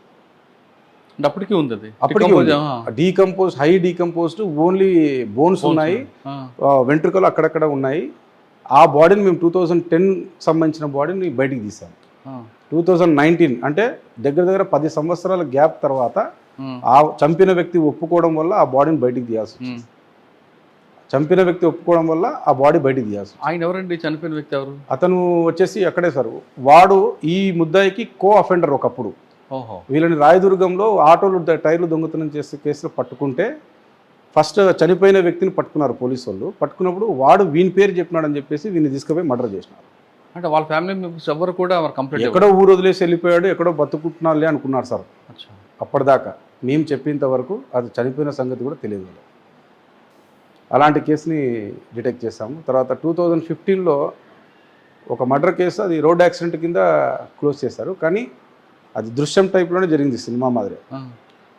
రోడ్డు పక్కనే అది ఎందుకంటే సార్, వాడు చంపింది వాళ్ళ రిలేటివ్ అమ్మాయిని ఒక అబ్బాయి ఇష్టపడ్డాడు. ఆ అబ్బాయిని అదర్ క్యాస్ట్ అనమాట. వీడు అబ్బాయి ముస్లిం, ఆ అబ్బాయి ఎస్సీ బై క్యాస్ట్. ఆ ఎస్సీ బై క్యాస్ట్ పిల్లోడు మా అమ్మాయిని చేసుకున్నాడు కదా అని చెప్పేసి తీసుకుపోయి మాటలు చెప్పేసి వాడిని ఊరవతల పోయి చంపేశారు. చంపిన తర్వాత రోడ్డు పక్కనే గుంతలో పూడ్చారు అతన్ని. పూడ్చిన తర్వాత మళ్ళీ డౌట్ వచ్చింది, అంటే తక్కువ లెవెల్లో పూడ్చినాం కదా, రేపు బాడీ బయటకు వస్తే వాసన వస్తుందని చెప్పేసి ధర్మవరంలో టౌన్లోనే ఒక కుక్కని అదే పనిగా రోడ్ యాక్సిడెంట్ చంపి, ఎవరిని? ఆ కుక్కని, ఒక డాగ్ని చంపి ఆ డాగ్ని తీసుకుపోయి ఆ శవం మీద వేసినారు. రేపు పొద్దున కుళ్ళిపోయిన వాసన వచ్చినా కుక్కదిలే అనుకోవాలని చెప్పి. ఇట్లా ఈ రకమైన డిఫరెంట్ ఐడియాలజీ గల వాళ్ళు చాలా తగిలారు సార్ బాగా. అట్లా వాడు ఒకే మర్డర్ కేసుని మేము లీడ్ చేస్తాం అంటే 3 మర్డర్లు ఒప్పుకున్నాడు. సో అలాంటి మంచి కేసు ఒకటి. 3 మర్డర్లు ఒప్పుకున్నారు కదా వాడు. అందులో కన్విక్షన్ వచ్చిందా? లేదు సార్, ఇంకా ట్రయల్ జరుగుతూ ఉంది, కేసు ట్రయల్ జరుగుతూ ఉంది. అంటే ఆ కేసులో ఫస్ట్ కేసులో కంప్లైంట్ లేరు? ఫస్ట్ కేసు లేరు. మరి కంప్లైంట్ తీసుకున్నారు అక్కడ? తీసుకున్నారు సార్. తర్వాత తీసుకొని తర్వాత ప్రొసీజర్ స్టార్ట్ చేసి అదంతా ఫార్మాలిటీ కంప్లీట్ చేసి లీగల్ ఫార్మాలిటీస్ అన్ని కరెక్ట్గా జరిగాయి. అండ్ అక్కడ ఫస్ట్ కేసులో కంప్లైంట్ వచ్చిన బాడీ రికవర్ అయినా, కానీ అక్కడ మన వాడిన ఎక్విప్మెంట్ ఉంటుంది కదా వాడి దగ్గర, హామ్ లేదు కదా వాడి దగ్గర, దేంతో చంపాను, ఎలా చంపాను? బైండింగ్ వైర్ మనకి ఉంటుంది కదా, ఆటో బైండింగ్ వైర్ అని, చాలా హార్డ్. అది రికవర్ అయిందా? లేదు, అది మనకు కనిపించలేదు, కానీ బాడీ ఉండింది ప్రూఫ్. కరెక్టే, కానీ రేపు పొద్దున డిఫెన్స్ కూడా అది నీటి తీసుకుంటారు, ఎలా చంపాడు, ఏం చెప్పాడు అని అడుగుతారు. ఇప్పుడు ధర్మవరం స్టేషన్ నుంచి ఆ బాడీ మేము ట్రేస్ చేసింది దాదాపుగా 15 నుంచి 20 కిలోమీటర్ల దూరంలో. అక్కడ ఎక్కడో ఒక వ్యక్తికి సంబంధించిన పొలాల్లో ఆడ బాడీ ఉందన్న సంగతి ఎవరు చెప్తే మాకు తెలుస్తుంది? చెప్తే తెలుస్తుంది. సో లీడ్ చేసేది ఎవరు? వాడే చేస్తాడు. సో అక్కడ లీడ్ చేసినప్పుడు only confession before the police officer is not admissible అంటారు. అంటే పోలీసు వాళ్ళకి చెప్పే కన్ఫెషన్ చట్టంలో ఒప్పుకోరు. దానికి లీడింగ్ ఏదో ఒకటి ఉండాలంటారు కదా. ఆ లీడింగ్ ఏముంది అక్కడ అంటే డెడ్ బాడీ ఉంది. ఇప్పుడు డెడ్ బాడీ ఉందన్నప్పుడు లీడ్ వచ్చేసినట్టే కదా. సో అక్కడ కనెక్టివిటీ ఆటోమేటిక్ వచ్చేసింది. ఫిక్సప్ చేసుకున్నారు. కన్విక్షన్ గ్యారంటీ పడుతుంది సార్. Right, super. తర్వాత అండి సార్ 3 కేసులు తీసుకొచ్చిన మీ ఆఫీసర్లు ఏమన్నారు? Excellent sir. ఇంకేమంటారు సార్, దానికి ఏబిసిడి అవార్డుకి నామినేట్ అయ్యింది, కానీ జస్ట్ మిస్ అయింది. అప్పుడు ఇంకా మంచి కేసులు ఏవో డిటెక్ట్ చేశారు. కరెక్టే కదా సార్. మరి అప్పుడున్న ఇన్స్పెక్టర్లు ఏం చేశారు? ఇన్స్పెక్టర్ గారే సార్. నేను ఎప్పుడు మీకన్నా ముందు అప్పుడు నేను ఎస్ఐని సార్. అవును, మా వాళ్ళు ఎందుకు దానికి అంత ప్రయారిటీ లేదు ఇవ్వలేదు? సార్, మా చిన్న పెద్ద సార్ అని చెప్పేసి మాకు సిఏ గారు ఉంటారు. ఆయన మేమందరం కోఆపరేటివ్గా చేస్తాం దాన్ని. అంటే లీడ్ ఇచ్చింది మేము అనమాట, ఇంట్రాగేషన్ చేసింది మేము. అంటే వాడు అంత కరడుగొట్టిన క్రిమినల్ ఎలా బ్రేక్ అయ్యాడని సార్ మనం పేషెన్స్గా కూర్చోవడం, ఎమోషనల్ బ్రేక్ చేశారు. ఎమోషనల్ బ్రేక్ 100% జరిగింది సార్ అక్కడ. ఎందుకంటే కొద్దిగా రెచ్చగొట్టాం వాడిని. నువ్వేం పెద్ద ఇదేం కాదు కదరా అంటే, వాడు టెంప్టేషన్ అయిపోయి నేను వాళ్ళకంటే పెద్దోడిని వీళ్ళకంటే పెద్దోడిని అన్నాడు. ఒక మర్డర్ చేస్తే వాళ్ళకంటే పెద్దోడిని ఎట్లెత్తారా అంటే, ఎవరు చెప్పినాడు సార్ నేను ఒకటి చేసినాను, నేను దగ్గర 3 చేశానని చెప్పారు. సో అది పోలీస్కి బెనిఫిట్ అయింది. ఆ రకంగా మేము చూస్తే అది నిజమా కాదా అని చూస్తే 100% అన్ని ఇంటర్లింక్ వచ్చేసాయి. అక్కడ మాకు మంచి అప్రిషియేషన్. సూపర్. తర్వాత అండి సార్ దాని తర్వాత మేము పట్నం స్టేషన్ అని చెప్పి అండ్ ముదిగుబ్బ కదిరికి మధ్యలో వస్తుంది అనమాట. అది సత్యయేసు బాబు సార్ మాకు అప్పుడు ఎస్పీ గారు ఉన్నారు. ఆ సార్ ఉన్నప్పుడు బాగా చేశాం సార్. ఎందుకంటే అడంగా మంచి టాస్క్లు ఏమంటే, పోతుకుంటలో ఉన్నప్పుడు ఫ్యాక్షన్ ఓరియంటెడ్గా ఒక బడన్నపల్లి అని ఒక ఊరు ఉండింది. ఆ ఊర్లో ఎక్కువ ఇష్యూస్ వస్తుంటాయి రిపీటెడ్గా. ఎలక్షన్ మారిపోయింది కాబట్టి గవర్నమెంట్ మారిన వెంటనే కొట్లాడుకునేది ఇవన్నీ జరుగుతా అంటే, ఒకరిని తీసుకొచ్చి ఫిజికల్గా కౌన్సిలింగ్ అంటే ఏందో ఆ రోజు మేము చేసాం సార్. ఎక్సలెంట్ ఆఫీసర్ సార్, అట్లా ఆఫీసర్స్ ఎక్సలెంట్. ఫిజికల్ కౌన్సిలింగ్ అంటే దాని మీనింగ్ వేరే. ఫిజికల్ కౌన్సిలింగ్ అంటే ఆ మజానే, ఐ మీన్ ఆ భయం సార్. మెయిన్ పోలీస్ అంటే భయం ఉండాలండి. దాని తర్వాత కంట్రోల్ అనేది ఎలా అయిపోయిందంటే, మనం ఎన్ని లీగల్ యాక్షన్స్ తీసుకున్నా అంత కంట్రోల్ రాస్తాం. అంటే నేను బియాండ్ ద లా మాట్లాడకూడదు, being the law abiding officer, but నిజం ఇది. అలా కంట్రోల్ చేస్తేనే సిస్టమ్ కొంతమంది మారుతారు, సెట్ అవుతారు. ఎవరు స్కూల్లో టీచర్ అయినా అంతే కదా సార్, ముందు మాట చెప్తాడు, వినకుంటే బెత్తం వేసి కొడతాడు. ఎందుకు ఆ ఇంట్లో అమ్మానని అంతే కదా, అమ్మనైనా 2 దెబ్బలు వేసి మార్చాల పిల్లోని అనుకుంటారు. మేము వేస్తే అది ఇల్లీగల్ అయిపోతుంది. ఓకే, తర్వాత దాని తర్వాత సార్ పోతుకుంట ట్రాన్స్ఫర్ అయిపోయాము. దెన్ పట్నం పోలీస్ స్టేషన్లో పీస్ఫుల్గా జరిగింది. ఓకే, అక్కడ ఓన్లీ మాకు ఈ సరాయి చేసేదే టాస్క్ ఉంది. ఊర్లు మారిపోయినాయి, చాలా కేసులు పెట్టాము, దగ్గర 90 కేసులు పెట్టాము. అప్పుడు మంచి కేసెస్ అన్ని సరాయికి సంబంధించిన కేసులు. అదొక టాస్క్ ఉంది, అందుకే పంపించారు. అప్పుడు ఎస్పీ గారు కూడా అక్కడ ఎక్కువ ఫ్లో అవుతుంది, లిక్కర్పై కంట్రోల్ చేయకుండా వచ్చేసేసి. రైట్, తర్వాత దాని తర్వాత ప్రమోషన్ వచ్చేసి సిఏగా ప్రమోషన్ తీసుకున్నాను. అండ్ నేరుగా వచ్చి రైల్వేలో first posting railway. Right sir, మీరు ఎస్ఐగా స్టార్ట్ అయిన దగ్గర నుండి సిఏ ప్రమోషన్ మధ్యలో మీకు చాలా మంది పనిచేశారు. అశోక్ బాబు గారు ఉన్నారు, తర్వాత యేసు బాబు గారు. అవును సార్. అందరి దగ్గర ఎవరు మీకు బాగా నచ్చిన ఆఫీసర్? అంటే అందరూ ఒక్కొక్క పర్సెప్షన్ ఉంటుంది కాదన్ను, కానీ మీ మైండ్ సెట్కి లింక్ అయిన వాళ్ళు సార్. ఇందాక ఒక ఎగ్జాంపుల్ చెప్పాను కదా సార్, ఫిజికల్ కౌన్సిలింగ్ ఏందనేది. అట్లా స్పెసిఫిక్గా పేరు ఎందుకు అన్నట్టుగా అలాంటి ఆఫీసర్లు దగ్గర చేస్తే కొంచెం ప్రౌడ్గా అనిపిస్తుంది. పోలీసింగ్కి విలువ ఉంటుంది. అవును. సరే, ఇక్కడికి వచ్చారు మీరు, లా అండ్ ఆర్డర్ నుంచి ఇందులోకి రాగానే సాధారణంగా ఏమనుకుంటారంటే అందరూ ఇది ఒక పనిష్మెంట్ పోలీస్ స్టేషన్. మీ బ్యాచ్మెంట్స్ అందరూ లా అండ్ ఆర్డర్ పనిచేస్తుంటారు. అవును సార్. ఫోకల్ పోలీస్ స్టేషన్లో మీరు నాన్ ఫోకల్. ఇక్కడ ఏముంటుంది రాబాయ్ అని అనుకున్నారా? లేదు, ఇక్కడ కూడా ఛాలెంజ్ని ఫేస్ చేసి మీ మార్క్ని చూపిద్దామని వచ్చారు? 100% సార్. ఇక్కడ ఏమీ లేదు అనడానికి ఏం లేదు సార్. లేకుంటే జిఆర్పీని ఎందుకు పెడతారు ఇక్కడ? ఇక్కడ ఒక ఇన్స్పెక్టర్ పోస్టే అవసరం లేదు, ఏం లేకుంటే. ఇక్కడ ఏదో ఉంది అనేది 100%. అందుకనే ఇక్కడ పోస్ట్ ఇచ్చారు దానికి. సార్, ఇక్కడ నేను వచ్చినాక అబ్జర్వ్ చేసింది, నేను 2021 జూన్లో రిపోర్ట్ చేశాను. ఇక్కడ 6 months అప్పుడే అయిపోయింది 2021. ఆ 2021లో కోవిడ్ కూడా నడిచింది. ఆ టైంలో అది అయిపోయిన తర్వాత ఓన్లీ 6 months ఉంది. ట్రైన్స్ కూడా అప్పుడు కోవిడ్ టైంలో పెద్ద ఫ్లో కాలేదు.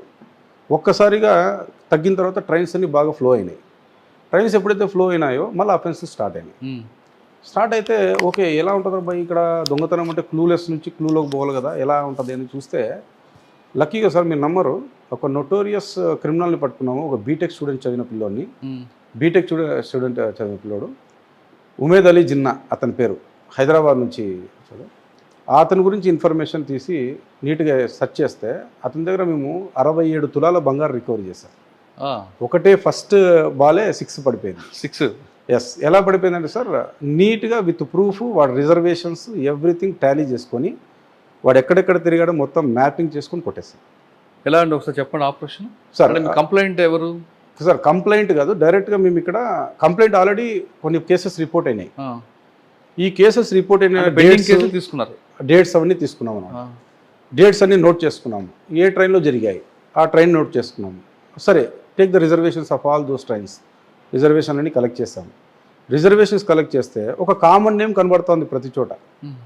అంటే ఒకసారి జిన్నా అని ఉంటుంది, ఒకసారి ఉమేద్ అని ఉంటుంది, ఒకసారి హుస్సేన్ అని ఉంటుంది, అట్లా డిఫరెంట్. Age group 25 years. అది కామన్ ఉంది. సో కామన్గా ఉంది. మేము కలెక్ట్ చేసింది కూడా 20 నుంచి 30 ఇయర్స్ ఏజ్ వరలోనే తీసుకున్నాం. నంబర్ సిమిలర్గా కనబడుతుంది అని చెప్పి చూస్తే ఏ నెంబర్ అయితే వాడు ఇచ్చాడో ఆ నెంబర్ నాట్ వర్కింగ్ అని వస్తుంది. రైట్. సో ఫేక్ నెంబర్ ఇచ్చాడు, వీడు రెగ్యులర్ నెంబర్ ఇవ్వకుండా ఫేక్ నెంబర్ ఇచ్చాడు, ఎవడు వీడు అని చెప్పి మొత్తం ఆరాధిస్తే మా దాంట్లో ఇప్పుడు రైల్వేలో ఒక సిస్టమ్ ఉంటుంది సార్, అడ్వాన్స్ బుకింగ్ కూడా మేము తెలుసుకోవచ్చు. వాడు గతంలో రిజర్వేషన్ చేసుకొని తిరిగిన ప్రాంతము ప్లస్ అడ్వాన్స్ రిజర్వేషన్ కూడా తెలుసుకోవచ్చు. ఈ నంబర్ నుండి నేను ఎక్కడ ప్రయాణం చేస్తాను విషయం మీకు తెలిసిపోద్ది. ఏ నంబరు ఈ ఫోన్ నంబర్ మీద ఈ వ్యక్తి అడ్వాన్స్ రిజర్వేషన్స్ ఏమైనా చేయించుకున్నాడా అవన్నీ చూస్తే లక్కీగా వాడు ఒక రోజు ఆ ట్రైన్లో ప్రయాణం చేస్తున్నాడు. వాడిని ఇక్కడే రాయచూరు దగ్గర దింపుకున్నాం వాడిని. మీరు సేమ్ ట్రైన్లో జర్నీ చేశారా? ఆ మొత్తం వాడిని నెట్వర్క్ తీసుకొని మేము ఎక్కడ గుంతకల్ ఎక్కారా? నేను గుంతకల్ ఎక్కాము. గుంతకల్ ఎక్కేసి ఆర్పిఎఫ్ మేమంతా కలిసి ప్లాన్ చేసుకొని పలానా A1 కోచ్లో పలానా సీట్ నెంబర్లో వాడు కూర్చొని ఉన్నాడు. ఓకే. ఆ ఫీచర్స్ ఎలా చెప్పారు మీరు? మీరు అన్నట్లు A1లో 15లో ఉన్నాడు అనుకుందాం సార్. మాకు పేరు ఉంది, ఏజ్ ఉంది, ఫోన్ నెంబర్ ఏది పనిచేయట్లో అది ఉంది. ఈ పేరుతో మేము ఏమైనా చేసుకోవచ్చు.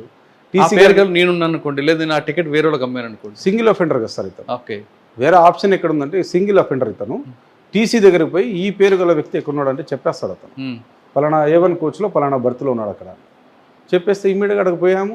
నీ పేరు ఉమేద్ అలీ జిన్నా కదంటే అవును నేనే సార్ అన్నాడు, రా బయటికి అని చెప్పి ఏం ఆర్భాటం చేయలేదు సార్.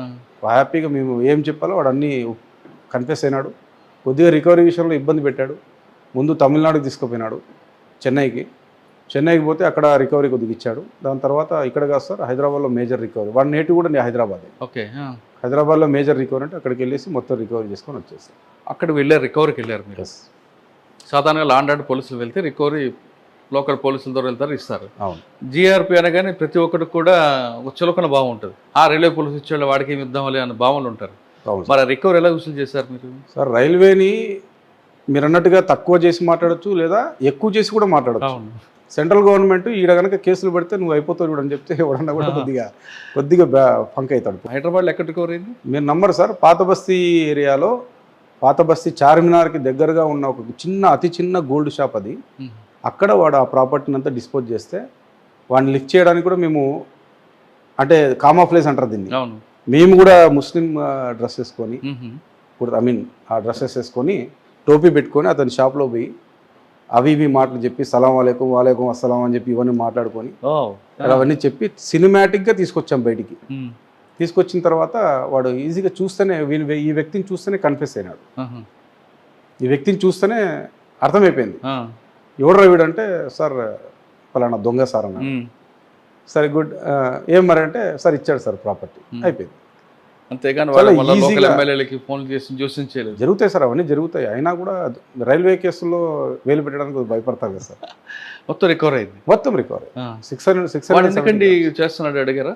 మెయిన్ సార్ వాడు ఏం వచ్చేసి దుబాయ్కి వెళ్ళాలి అండ్ మోర్ ఓవర్ కొద్దిగా ఫ్యామిలీలో కొత్తగా లవ్ మ్యారేజ్ చేసుకున్నాడు అబ్బాయి, డబ్బులు లేవు.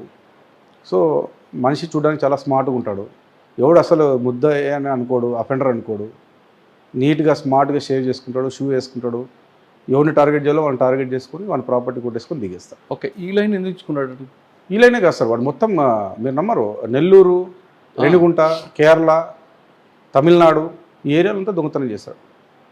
వాడు 15 days టూర్ కొడతాడు.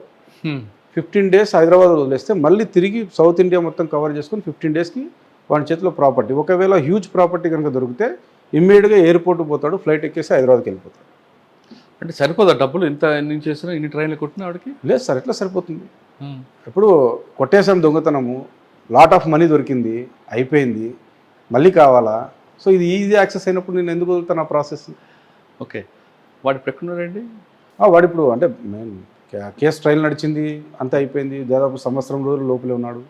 తర్వాత ఎక్కడికి వెళ్ళినాడు నెక్స్ట్ వాడి మీద వాచ్ ఉంది. వాచ్ 100% ఉంది సార్. ఇల్లు మార్చేశాడు, అంత లొకేషన్ తెలిసిపోయింది కాబట్టి అంత లొకేషన్ మార్చాడు. అయినా వాడి ఫోన్ నెంబర్ ట్రాకింగ్లో అయితే ఉంది. అదేనండి. తర్వాత సార్ బాగా ఇంకా గుర్తుండే case sir next signal tampering case అని చాలా ఇప్పుడు సార్ చెప్పారు. ధర్మవరం దగ్గర ఒక కేసు చెప్తున్నారు మీరు, అందరూ కన్విషన్ కూడా చాలా ఎక్సలెంట్ కేసు సార్ అది. అంటే మానవ పాయింట్ ఆఫ్ వ్యూలో, హ్యూమన్ పాయింట్ ఆఫ్ వ్యూలో అలాంటి సంఘటనలు ఎవరికి జరగకూడదు, కానీ అలాంటి సంఘటన జరిగింది. ఒక ప్రెగ్నెంట్ లేడీని ఒక నోటోరియస్ ఏమంటారు అంటే సెక్షువల్ పర్వర్టెడ్ ఫెలోస్ ఉంటారు కదండి, కొద్దిగా వాళ్ళు కొద్దిగా కొంతమంది అంటే ఒక వ్యక్తి ఒకే అఫెండరు అంటే మేము రాకముందు జరిగింది ఇన్సిడెంట్ ఇది.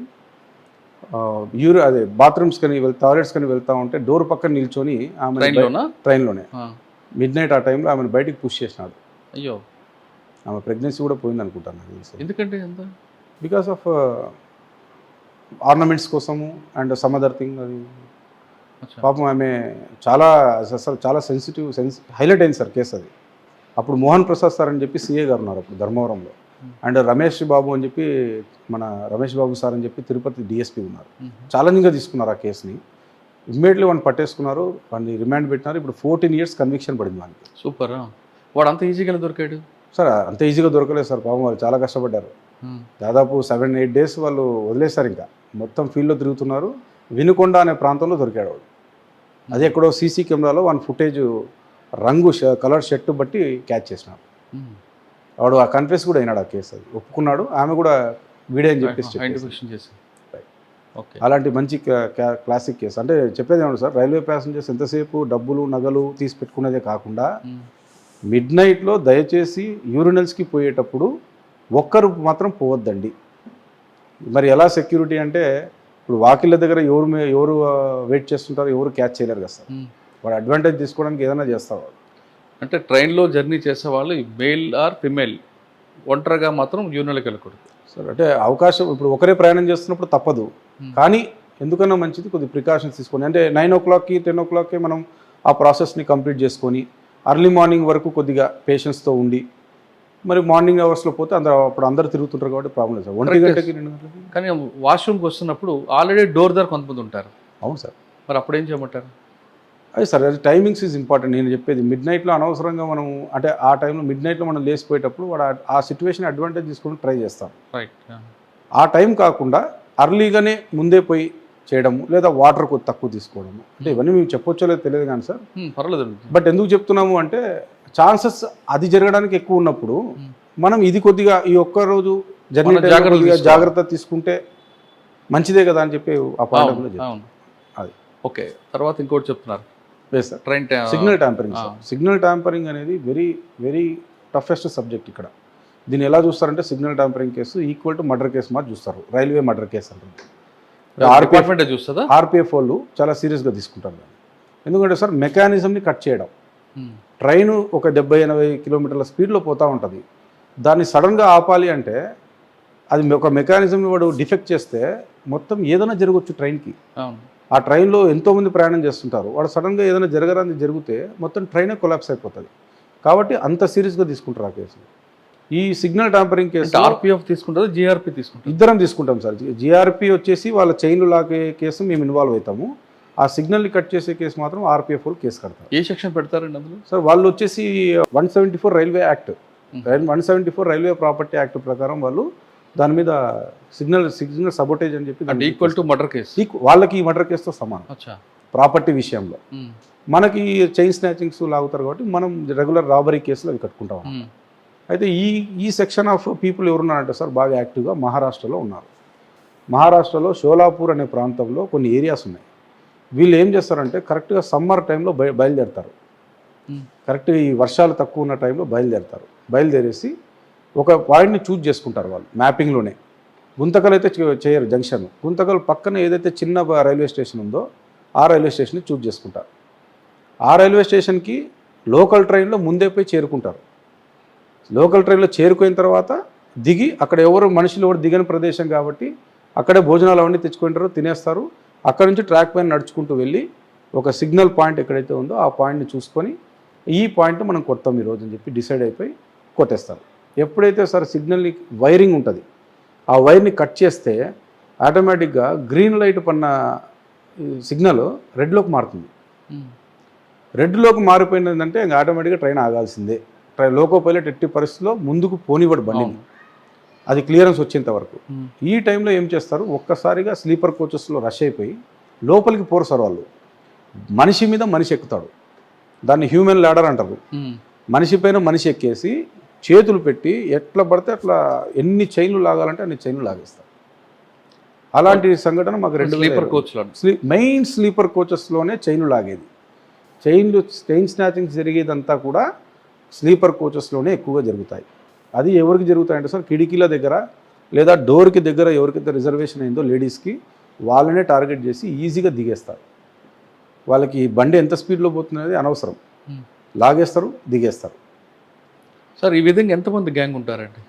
సార్ షోలాపూర్లోనా సార్ మీరు ట్రైన్కి అటాక్ చేసేప్పుడు సిగ్నల్ 4 to 5 మెంబర్స్ అచ్చా, రెండు వైపులు కొడతారా? రెండు వైపులో కొడతారు సార్. వాళ్ళ ఇష్టం, వాళ్ళు ఎట్లయినా. ఒకసారి వాడు ఇలా తొంగి, ఇప్పుడు ఒక అఫెన్స్ జరిగింది, తొంగి చూసేలోపు అక్కడ కనబడాడు, వాడు కింద నుంచి వెళ్ళి అవతల పక్క కొట్టేస్తారు. మరి అవతల నుంచి చూస్తే మళ్ళీ ఇటువైపు వచ్చేసి అటు పక్క కొడతారు. అట్లా 3-4 ఇన్సిడెంట్స్ జరిగినాయి. అట్లా అంటే నేను వచ్చినప్పుడు ఒక ఇన్సిడెంట్ జరిగింది సార్. 14/22 క్రైమ్ నెంబర్, అది 2022 ఏప్రిల్ 8వ తేదీ జరిగింది. మే 8కి దొంగలు పట్టుకున్నాం. ఎలా? వీళ్ళది ఆల్రెడీ కేసులు తమిళనాడులో రిపోర్ట్ అయినాయి. సేమ్ మీరు ఎంఓ అన్నారు కదా ఇందాక, మోడస్ ఆపరండి అని. ఇదే నేర విధానం ఎవరికుందని స్టడీ చేస్తే తమిళనాడులో ఒక గ్యాంగ్ ఉంది, షోలాపూర్లో ఒక గ్యాంగ్ ఉంది.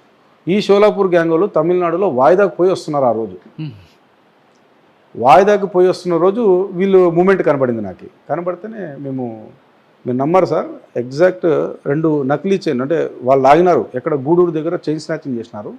తిరిగి షోలాపూర్ పోతుంటే గుత్తిలో దింపుకున్నారు ఇద్దరిని. గుత్తిలో రెడ్ హ్యాండెడ్గా దింపుకొని చూస్తే వాళ్ళ దగ్గర చైన్లు దొరికినాయి.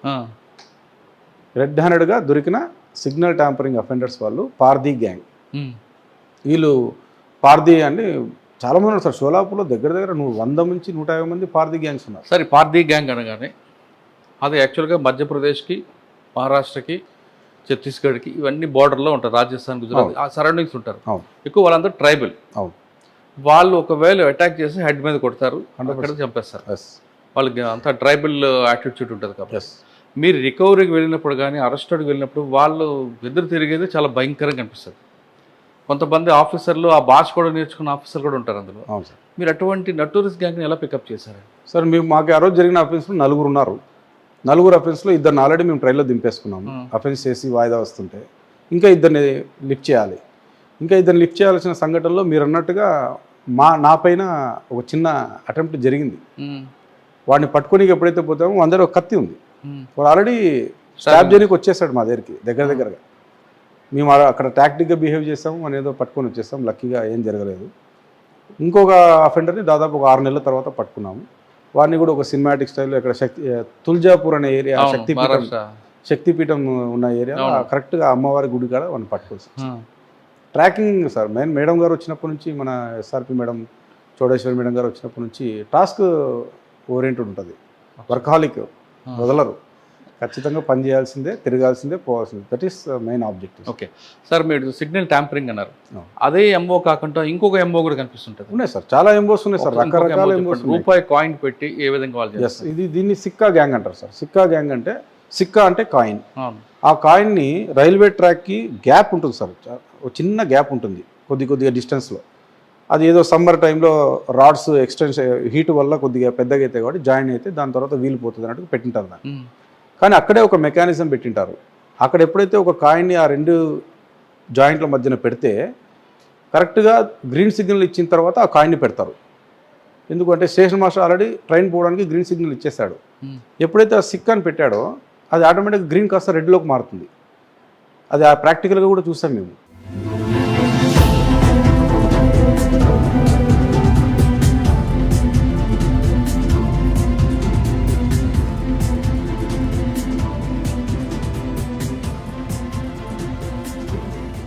చూస్తే కరెక్ట్గా మారిపోతుంది అది. ఎందుకు అంటే ఇంటర్లింక్ అలా ఉంటుంది, దాని మెకానిజమే అలా ఉంటుంది. ఎప్పుడైతే రెడ్లోకి మారిపోతుందో ట్రైన్ ఆగిపోతుంది. ట్రైన్ ఆగిపోయినప్పుడు ఆ సిక్కా గ్యాంగ్ ఆల్రెడీ 5-6 మంది ఉంటారు. పోవడం, స్లీపర్ కోచెస్లో ఎక్కడం, చైన్ స్నాచింగ్ చేయడం. సార్, ఈ కాయిన్ పెట్టగానే గ్రీన్ రెడ్ అవుతుంది కదా, స్టేషన్ మాస్టర్కి కానీ అంటే సిగ్నల్ ఇచ్చిన మాస్టర్ కానీ ముందున్న మాస్టర్ కానీ ఆ సిగ్నల్ తెలియదా రెడ్ పడింది ఎందుకు పడిందని? ఆటో మన లోకో పైలట్ గారు ఉంటారు, లోకో పైలట్ గారు వెంటనే వాకీ టాకీలో మెసేజ్ ఇస్తారు, ఎందుకు రెడ్ వేస్తారు మీరు అని. మీరే వేస్తారా లేకపోతే ఎవరైనా వేస్తారా అని. అప్పుడు వెంటనే station master, near by station master, నేను వేయలేదు అంటాడు సార్. వేయలేదు అంటే మరి ఇక్కడ రెడ్ లైట్ పడిందంటేనే వెంటనే అలర్ట్ అయిపోతారు సార్. అయిపోతేనే ఆర్పిఎఫ్కి ఫోన్ వస్తుంది, ఏదో సంథింగ్ ఏదో జరిగింది, మేము సిగ్నల్ వేయకుండానే సిగ్నల్ పడింది. లేదా ఏదైనా టెక్నికల్ ఇష్యూస్ కూడా ఉంటాయి కొన్నిసార్లు, టెక్నికల్ టీమ్ని పిలుస్తారు వెంటనే. With in span of half an అవర్లో అక్కడ అందరూ ఉండాలి. ఎలా వస్తారు నైట్ టైం అండి? వాళ్ళు ఆల్రెడీ అవైలబుల్ ఉంటారు సార్. వాళ్ళు ఆర్పిఎఫ్ బై రోడ్ రాలేదు కదా, ట్రాక్ మీద రావాలి కదా. ఆర్పిఎఫ్ కాదు సార్, మనకి టెక్నికల్ టీం కూడా అవైలబుల్గా ఉంటారు. ట్రైన్ తిరుగుతూ ఉంటారు, మూవింగ్ ఉంటారు వాళ్ళు. నైట్ వాళ్ళకి స్పెషల్ డ్యూటీస్ ఉంటాయి. ఓకే, వాళ్ళు ఎక్కడ స్పాట్ ఏం జరిగినా అక్కడ రష్ అయిపోతారు. కరెక్టే మీరు అన్నట్లుగా. టెక్నికల్ టీం కింద దిగారు, వాళ్ళు వాళ్ళ మీద దాడి చేస్తారు కదా. ఛాన్స్ ఉంది సార్. దాడి చేస్తుంటే మేము అంటే ఇక్కడ ఏం జరుగుతుంది సార్, ప్రాక్టికల్గా మేము పోయేసరికి అన్నీ అయిపోయాయి. ఈ technical team half an hour ఇవన్నీ చూసుకునేసరికి వాళ్ళు అక్కడ నుంచి వెళ్ళిపోతారు. ప్రాపర్టీ తీసుకొని అఫెన్స్ అయిపోతుంది, వెళ్ళిపోతారు. మీరు నమ్మరు సార్, ట్రైన్లోనే వచ్చి ట్రైన్లోనే దొంగతనం చేసుకో, అది కూడా అనుకోనికి లేదు. ఒక 4-వీలర్ వెహికల్లో వచ్చి దొంగతనం చేసుకొని పోతున్నారు. ఎక్కడ? రైల్వే ట్రాక్ పక్కనే రోడ్డు మీద వెహికల్ పెట్టేసుకుంటారు. ఆ ట్రైన్ ఎక్కడ ఆపేసుకుంటారు. అఫెన్స్ అయినాక బండి ఎక్కేసి వెళ్ళిపోతారు. ఎలా ఇక్కడేం జరిగాయి సార్, పట్టుకున్నాం. అదే షోలాపూర్ గ్యాంగ్ అలాంటిదే. మొన్న రీసెంట్గా పట్టుకున్నాం, ఉత్తరప్రదేశ్ గ్యాంగ్, మీర్జాపూర్ గ్యాంగ్ అంటారు దాన్ని. వాళ్ళు UP 63S8283 బండి నెంబర్ అది. ఆ వెహికల్ వేసుకొచ్చి కర్నూలులో ఎక్కడ సార్ ఇది ఉలిందకొండ అనే ప్రాంతం దగ్గర 27 తులాల బంగారు బ్యాగ్ కొట్టేసి 2 చైన్లు లాక్కొని దిగేసినారు. బండి అప్పుడు ఎక్కడుందంటే టోల్ ప్లాజా పక్కన ఒక బండి వెయిట్ చేస్తూ ఉంది. ఆ బండిలో డ్రైవర్ రెడీగా ఉన్నాడు. అఫెన్స్ చేసుకునే వెంటనే వచ్చి కారు ఎక్కినారు, వెళ్ళిపోయినారు. అంటే ట్రాక్కి హైవేకి మధ్యలో పెట్టుకుంటారు, పక్కనే దగ్గరే. ఆ పాయింట్ చూస్ చేసుకుని మ్యాపింగ్లో అట్లే చూస్ చేసుకుంటారు వాళ్ళు. ఇదంతా ఒక హోంవర్క్ సార్. ఇది అంత ఈజీగా ట్రైన్ అఫెండర్స్ ఆషామాషిగా మన వాళ్ళు మాకు చేయరు. అది చాలా ప్లాన్డ్గా వస్తారు, 5-6 మంది వస్తారు. ఎక్కడ ఏం చేయాలో ప్లాన్ చేసుకుంటారు, ఏ పాయింట్ని చూస్ చేసుకోవాలా. సార్ సిక్కా గ్యాంగ్ కాకుండా ఇంకో కొత్తగా గ్యాంగ్లో మీరు ఐడెంటిఫై చేస్తారు? చేసాం సార్. జార్ఖండ్లో రాంచీలో ఒక గ్యాంగ్ ఉంది. అది ఎంత ప్రొఫెషనల్ అంటే సార్, మీరు యాక్చువల్గా వయసు పిల్లలు మాత్రమే. రాంచీ అంటే వాళ్ళు పూర్తిగా సైబర్ క్రైమే కదండి? లేదు సార్, దీంట్లో కూడా మీరు ఆ గ్యాంగ్ మీరు ఏజ్ లిమిట్ తీసుకుంటే అబౌవ్ 45 years. ఓకే. ఇప్పుడు దాకా సిగ్నల్ ట్యాంపరింగ్, చైన్ లాగేది వీళ్ళంతా పిల్లలేమో అనుకుంటాము, 20 నుంచి 35 మధ్యలో ఏజ్ వాళ్ళు అనుకుంటాం. కానీ ఆ గ్యాంగ్ స్కిల్డ్ గ్యాంగ్ అంటారు, అది ప్రొఫెషనల్స్ వాళ్ళు. వాళ్ళు ఎలా చేస్తున్నారు, 45 నుంచి 67-70 years వాళ్ళు చేస్తున్నారు దొంగతనాలు. అంటే ఎవరికి అనుమానం రాదండి? ఎవరికి అనుమానం రాదు సార్. మేము రీసెంట్గా 2 పట్టుకున్నాము. ఆ 2 ఎలా పట్టుకున్నామంటే, ఇప్పుడు మనం మాట్లాడుకున్నట్టే అడ్వాన్స్ రిజర్వేషన్స్ తీసుకున్నాము. మీరు అన్నట్టుగా ఇందాక ఒక కేసు రాకముందే, FIR రాకముందే నేను డిటెక్ట్ చేశామన్నా కదా, ఆ కేసుని మేము అలాగే డిటెక్ట్ చేశాము. నెక్స్ట్ రిజర్వేషన్ లింగంపల్లి నుంచి కాకినాడ ట్రైన్కి చేయించుకున్నారు. వాళ్ళు ఎలా వచ్చారు తెలుసా సార్? అక్కడికి ఫ్లైట్లో వచ్చారు. హైదరాబాద్ ఫ్లైట్లో టికెట్స్ కూడా ఉన్నాయి వాళ్ళ దగ్గర. ఫ్లైట్ నుంచి వాళ్ళ ప్లేసెస్ నుంచి, రాంచీ నుంచి. ఒకడు రాంచీ, ఒకడు సిలిగురి అని చెప్పి ఒక ఏరియా ఉంది, west Bengal border, Nepal border. అక్కడ నుంచి వచ్చి ఇక్కడ దొంగతనాలు చేస్తున్నారు. వీళ్ళిద్దరు కలిసి వచ్చి ఇక్కడ లింగంపల్లి రైల్వే స్టేషన్లో వెయిట్ చేస్తున్నారు ఆ ట్రైన్ ఎక్కడానికి. మేము ఆల్రెడీ వాళ్ళ కోసం వెయిట్ చేస్తున్నాము. సో మా పని మేము చేసాం, వాళ్ళ పని వాళ్ళు చేసుకున్నారు. వాళ్ళు వచ్చారు, వచ్చిన వెంటనే క్యాచ్ చేశారు. వాడు నన్ను అడిగిన క్వశ్చన్ ఒకటే సార్, వాడు ఎలా పట్టుకున్నారు మీరు నన్ను అంటే, ఏ బేస్ మీద పట్టుకున్నారు, అంటే బేస్ కాదు, ఏ రకంగా పట్టుకున్నారు నన్ను చెప్పాము. అలా అన్ని రివీల్ చేస్తే వాడు సార్. ఇక్కడ ఇంకో ప్రాబ్లం ఏమంటే, ఎయిర్పోర్ట్లో కూడా ఫేక్ నేమ్ పెట్టుకుని ప్రయాణం చేస్తున్నారు అంటే మనం అర్థం చేసుకోవాలి. అంటే ఎక్కడ ల్యాబ్స్ ఉందనేది ఒకసారి అర్థమవుతుంది. ఒక ఆధార్ కార్డు ఫేకే, ఒక పాన్ కార్డు ఫేకే. ఇవన్నీ పెట్టుకొని ఒక వ్యక్తి ఒక చోటు నుంచి ఒక చోటికి ఫ్లైట్లో తిరుగుతున్నాడు అంటే వాట్ కైండ్ ఆఫ్ సిస్టమ్ అనేది తెలుసుకోవాలి. భయం అయితే సార్. ఇప్పుడు ఇదేదో దొంగతనం కాబట్టి సరిపోయింది, అది వేరేదైతే వేరే ఇష్యూ అయితే మనం ఏం చేసేది లేదు. అంటే సెన్సేషన్ అయితేనే అన్నట్టుగా అయితే ఎట్లయితుంది? ఇప్పుడు ఈ పర్సనే వచ్చినాడు అంతే, అట్లా రేపు ఇంకోటి వస్తే అంతే కదా. వైర్లో ఉన్నప్పుడు ఆప్షన్ ఎక్కడ ఉంటుంది? లేదు. చెప్పేది సార్. Right sir. ఈ తరహా ఇంకేమైనా కొత్త ఎంఓ వచ్చాయా సార్? ఈ తరహా ఎంఓస్ ఉన్నాయి. ఇంకొక ఎంఓ ఎట్లుందంటే సార్, పాపం ప్యాసింజర్స్ అందరూ పెద్ద పెద్ద లగేజెస్ పెట్టుకొని రైల్వే స్టేషన్ ఒక 10 నిమిషాల్లో వస్తుందనగా ముందే లేచి ఆ బ్యాగులన్నీ తెచ్చి వాకిళ్ళ కూడా పెట్టుకుంటారు. భోగి వస్తుంది ఎక్కిపోదామని, అంటే ఎక్కుదామని ఒకటి, దిగాలంటే కూడా పాపం వాళ్ళ సీట్స్ నుంచి తెచ్చి వాకిళ్ళ దగ్గర పెట్టుకొని వెయిట్ చేస్తూ ఉంటారు. ఇంక వస్తే నెక్స్ట్ స్టేషన్ దిగాల మేము. ఆ టైంలో ఒక గ్యాంగ్, హర్యానా గ్యాంగ్, అది వాళ్ళు రౌండప్ చేస్తారు ఆ లగేజ్ని. ఈ బ్యాగ్ ఇది అనుకోండి సార్, మొత్తం ఇట్లా రౌండప్ చేస్తారు. ఇక్కడ డోర్ దగ్గర మనిషి, లగేజ్కి సంబంధించిన మనిషి అక్కడ ఉంటారు ముందర. ఈ లగేజ్ దగ్గర ఎవరు ఆక్యుపై చేస్తారంటే వీళ్ళంతా ఆక్యుపై చేసేసి ఉంటారు. ఆమెతో మాట్లాడుతుంటారు, ఇంకెంతసేపు అండి, ఇంకా 10 నిమిషాలు వస్తుంది, 5 నిమిషాలు అట్లా మాటలు పెట్టేస్తే ఈడ ఒకటి జిప్ ఆపరేట్ చేసి మొత్తం మనకి ఏం కావాలో అన్నీ తీసేసుకుంటారు. చూడండి, ఒక్కొక్క స్టైల్ ఆఫ్ ఎంఓస్ ఉన్నాయి, డిఫరెంట్ స్టైల్స్ ఆఫ్ ఎంఓస్. వాడు ఎట్లా వాడాలో అట్లా వాడతాను. బ్యాగ్ పట్టుకు దిగిపోవడం కాదు, అక్కడే ఓపెన్ చేసి అక్కడే ఓపెన్ చేస్తాడు, అక్కడే ప్రాపర్టీ తీసుకుంటాడు, మన బ్యాగ్లో పెట్టుకుంటాడు, యువతల పక్క నుంచి దిగేస్తాడు. వీళ్ళు వాళ్ళ లగేజ్ తీసుకొని హ్యాపీగా ఇంటికి వెళ్ళిపోతారు. ప్రాపర్టీ ఎక్కడ రానైనా అని చూస్తే కనపడదు. సార్ ఇది కాకుండా ట్రైన్ సిగ్నల్ దగ్గర కాకుండా లోపటి నుంచి చైన్ తీసుకోకుండా ఎస్, ఇప్పుడు బయట నుంచి కూడా కొన్ని చేస్తున్నారని వచ్చింది. అవును అది ఎలా అండి ఇది? దాన్ని ఏసీపీ అంటారు, అంటే అలారం చైన్ పుల్లింగ్ అని చెప్పేసి. మనం జనరల్గా రైల్వే స్టేషన్లో ట్రైన్లో ఎక్కిన తర్వాత ఒక రెడ్ది అవును. రాడ్ మార్ ఉంటుంది, ఎమర్జెన్సీ కేసులో లాగండి దాన్ని అని ఉంటుంది. అవును. ఎమర్జెన్సీ కేసు మనకే కాదు, దొంగలు కూడా ఎమర్జెన్సీ కేసు వాడుకుంటున్నారు. అక్కడనే కాదు సార్, అక్కడే కాకుండా దానికి ఒక లింక్ ఉంటుంది. ఆ వైరింగ్ అంతా కూడా ట్రైన్ లోపల నుంచి కోచ్ నుంచి రన్ అయ్యి బయటికి ఒక లివర్ ఉంటుంది సార్. అది ఆ లివర్ని డిస్కనెక్ట్ చేస్తే కూడా ట్రైన్ ఆగిపోతుంది. బ్రేక్ ఉండేది బ్రేక్ అప్ అయిపోతుంది. అది అప్ అయిన వెంటనే భయంకరంగా గ్యాస్ వస్తుంది. దాన్ని మళ్ళీ క్లోజ్ చేస్తేనే మళ్ళీ ట్రైన్ రన్ అవుతుంది. అది క్లోజ్ చేసేంత వరకు ట్రైన్ రన్ కాదు. వీళ్ళు ఏం చేస్తారంటే సార్, ఏసీపీలు ఫర్ ఎగ్జాంపుల్ గుంతకల్లో 5 మంది దిగారు దొంగతనం చేయడానికి. ఇక్కడ వద్దనుకున్నారు, ఆదోని దగ్గర దొంగతనం చేద్దాం అనుకున్నారు. ఆదోని దగ్గర కూడా పోలీసు వాళ్ళు ఉండేది చూసి ఇక్కడ కూడా వద్దు, మనం బయటకు పోయినాక బండి ఆపుకుందాం అని చెప్పేసి వాళ్ళే డిసైడ్ చేస్తారు బండి ఎక్కడ ఆపాలని. కంప్లీట్గా కొండ ప్రాంతాలు, మబ్బుగా చీకటిగా ఉన్న ప్రాంతాల్లో ట్రైన్ ఆపడానికి ఒక వ్యక్తి 2 కోచ్ల మధ్యలో నిలబడతాడు. ఆ గ్యాప్ ఉంటుంది కదా సార్, అవును. దాని మీద నిలబడతాడు.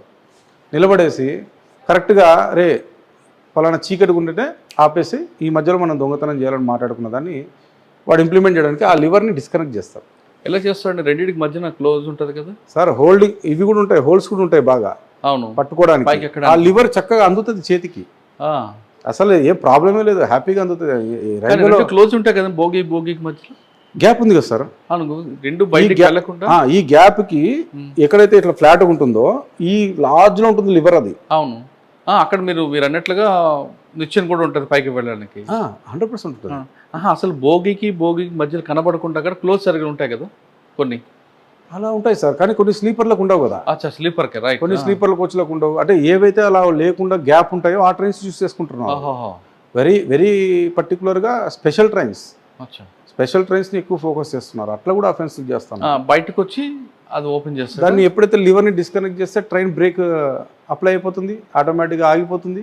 ఆగిపోయే క్రమంలో దుంకుతారు, విపరీతంగా లాగేసుకుని వెళ్ళిపోతున్నారు. ఇప్పుడు అది కంట్రోల్ చేయడానికి కూడా రైల్వే కొన్ని స్పెషల్ కోచ్ ఇచ్చింది కదండి ఐఎస్ఏపీ. ఇప్పుడు కొద్దిగా మారుతాం సార్. ఇప్పుడు ఎప్పుడైతే ఈ వందే భారత్ ట్రైన్స్ వచ్చాయో మేము కూడా హ్యాపీగా ఫీల్ అవుతున్నాం. అంటే ఇప్పుడు మనం ఈరోజు ఉంటాం, మళ్ళీ రేపు సివిల్ పోలీస్ వెళ్ళిపోతాం స్టేషన్కి. కానీ ఆ ట్రైన్స్ చూసినప్పుడు ఎస్ ఇది కరెక్ట్ సిస్టమ్. అనాథరైజ్డ్ పర్సన్స్ లోపలికి ఎవరంటే వెనకే కనిపిస్తుంది ఇప్పుడు. అలా సార్, అలాంటి ట్రైన్స్ ఇవి డెమో ట్రైన్ సార్. అది డెమో ప్యాసింజర్ ట్రైన్. అది ఇలాంటి ఆటోమేటిక్ డోర్స్ వచ్చే ట్రైన్స్, లోపల సీసీ కెమెరాస్ ఉండేటివి. ఎవరైతే అనాథరైజ్ పర్సన్స్ రానియకుండా స్ట్రిక్ట్గా టీసీలు పనిచేస్తే ఎవ్రీథింగ్. సార్ ఇప్పుడు బ్లూ కలర్ ట్రైన్స్కి కొన్ని ఎంచుకుంటారు, ఎల్లో కలర్ బోగీలు ఎంచుకోరు. అవును సార్, ఎల్లో కలర్ అనేది old type of trains sir. అవి ఎల్లో కలర్లో ఉండేటివి ఎట్లా అంటే దాంట్లో తక్కువ చైన్ స్నాచింగ్ జరిగినాయి యాక్చువల్గా అయితే. ఇప్పుడు వచ్చే రెడ్ కలర్ ట్రైన్స్లలో మనము డోర్ ఉంటుంది కదా సార్, డోర్ పక్కన ఉన్న కిటికీకి గ్యాప్ ఎక్కువ ఇచ్చినాడు. ఎల్లో దానికి దగ్గర ఉంటుంది, చేయి పెట్టలేము. అవును. కానీ ఈ ట్రైన్స్కి మాత్రం కిటికీకి గ్యాప్స్ ఎక్కువ వచ్చాయి. వాడు ఈజీగా చేయి పెట్టి పక్కన ఉన్న ఆమె మెల్లో చైన్ తీసుకొని డోర్ దిగేసి వెళ్ళిపోవచ్చు.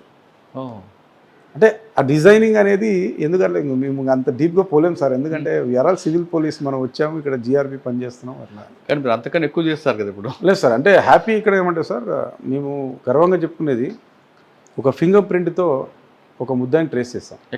ఇక్కడే రైల్వేలో. చెప్పండి. రైల్వే హిస్టరీలో ఫింగర్ ప్రింట్తో లిఫ్ట్ చేసి దొంగను పట్టుకునేది గుంతకల్ రైల్వే. ఎస్. అండ్ దాంట్లో మేడం గారి పాత్ర ఎక్కువ ఉంది, మా ఎస్ఆర్పి మేడం గారి పాత్ర. ఎలా సార్, యాక్చువల్గా ఒక ఫింగర్ ప్రింట్ లిఫ్ట్ చేసిన వెంటనే, అంటే మీకు ఎగ్జాక్ట్ సీన్ చెప్తాను. అది అఫెన్స్ జరిగింది రాత్రి 1:15 జరిగింది, అర్ధరాత్రి.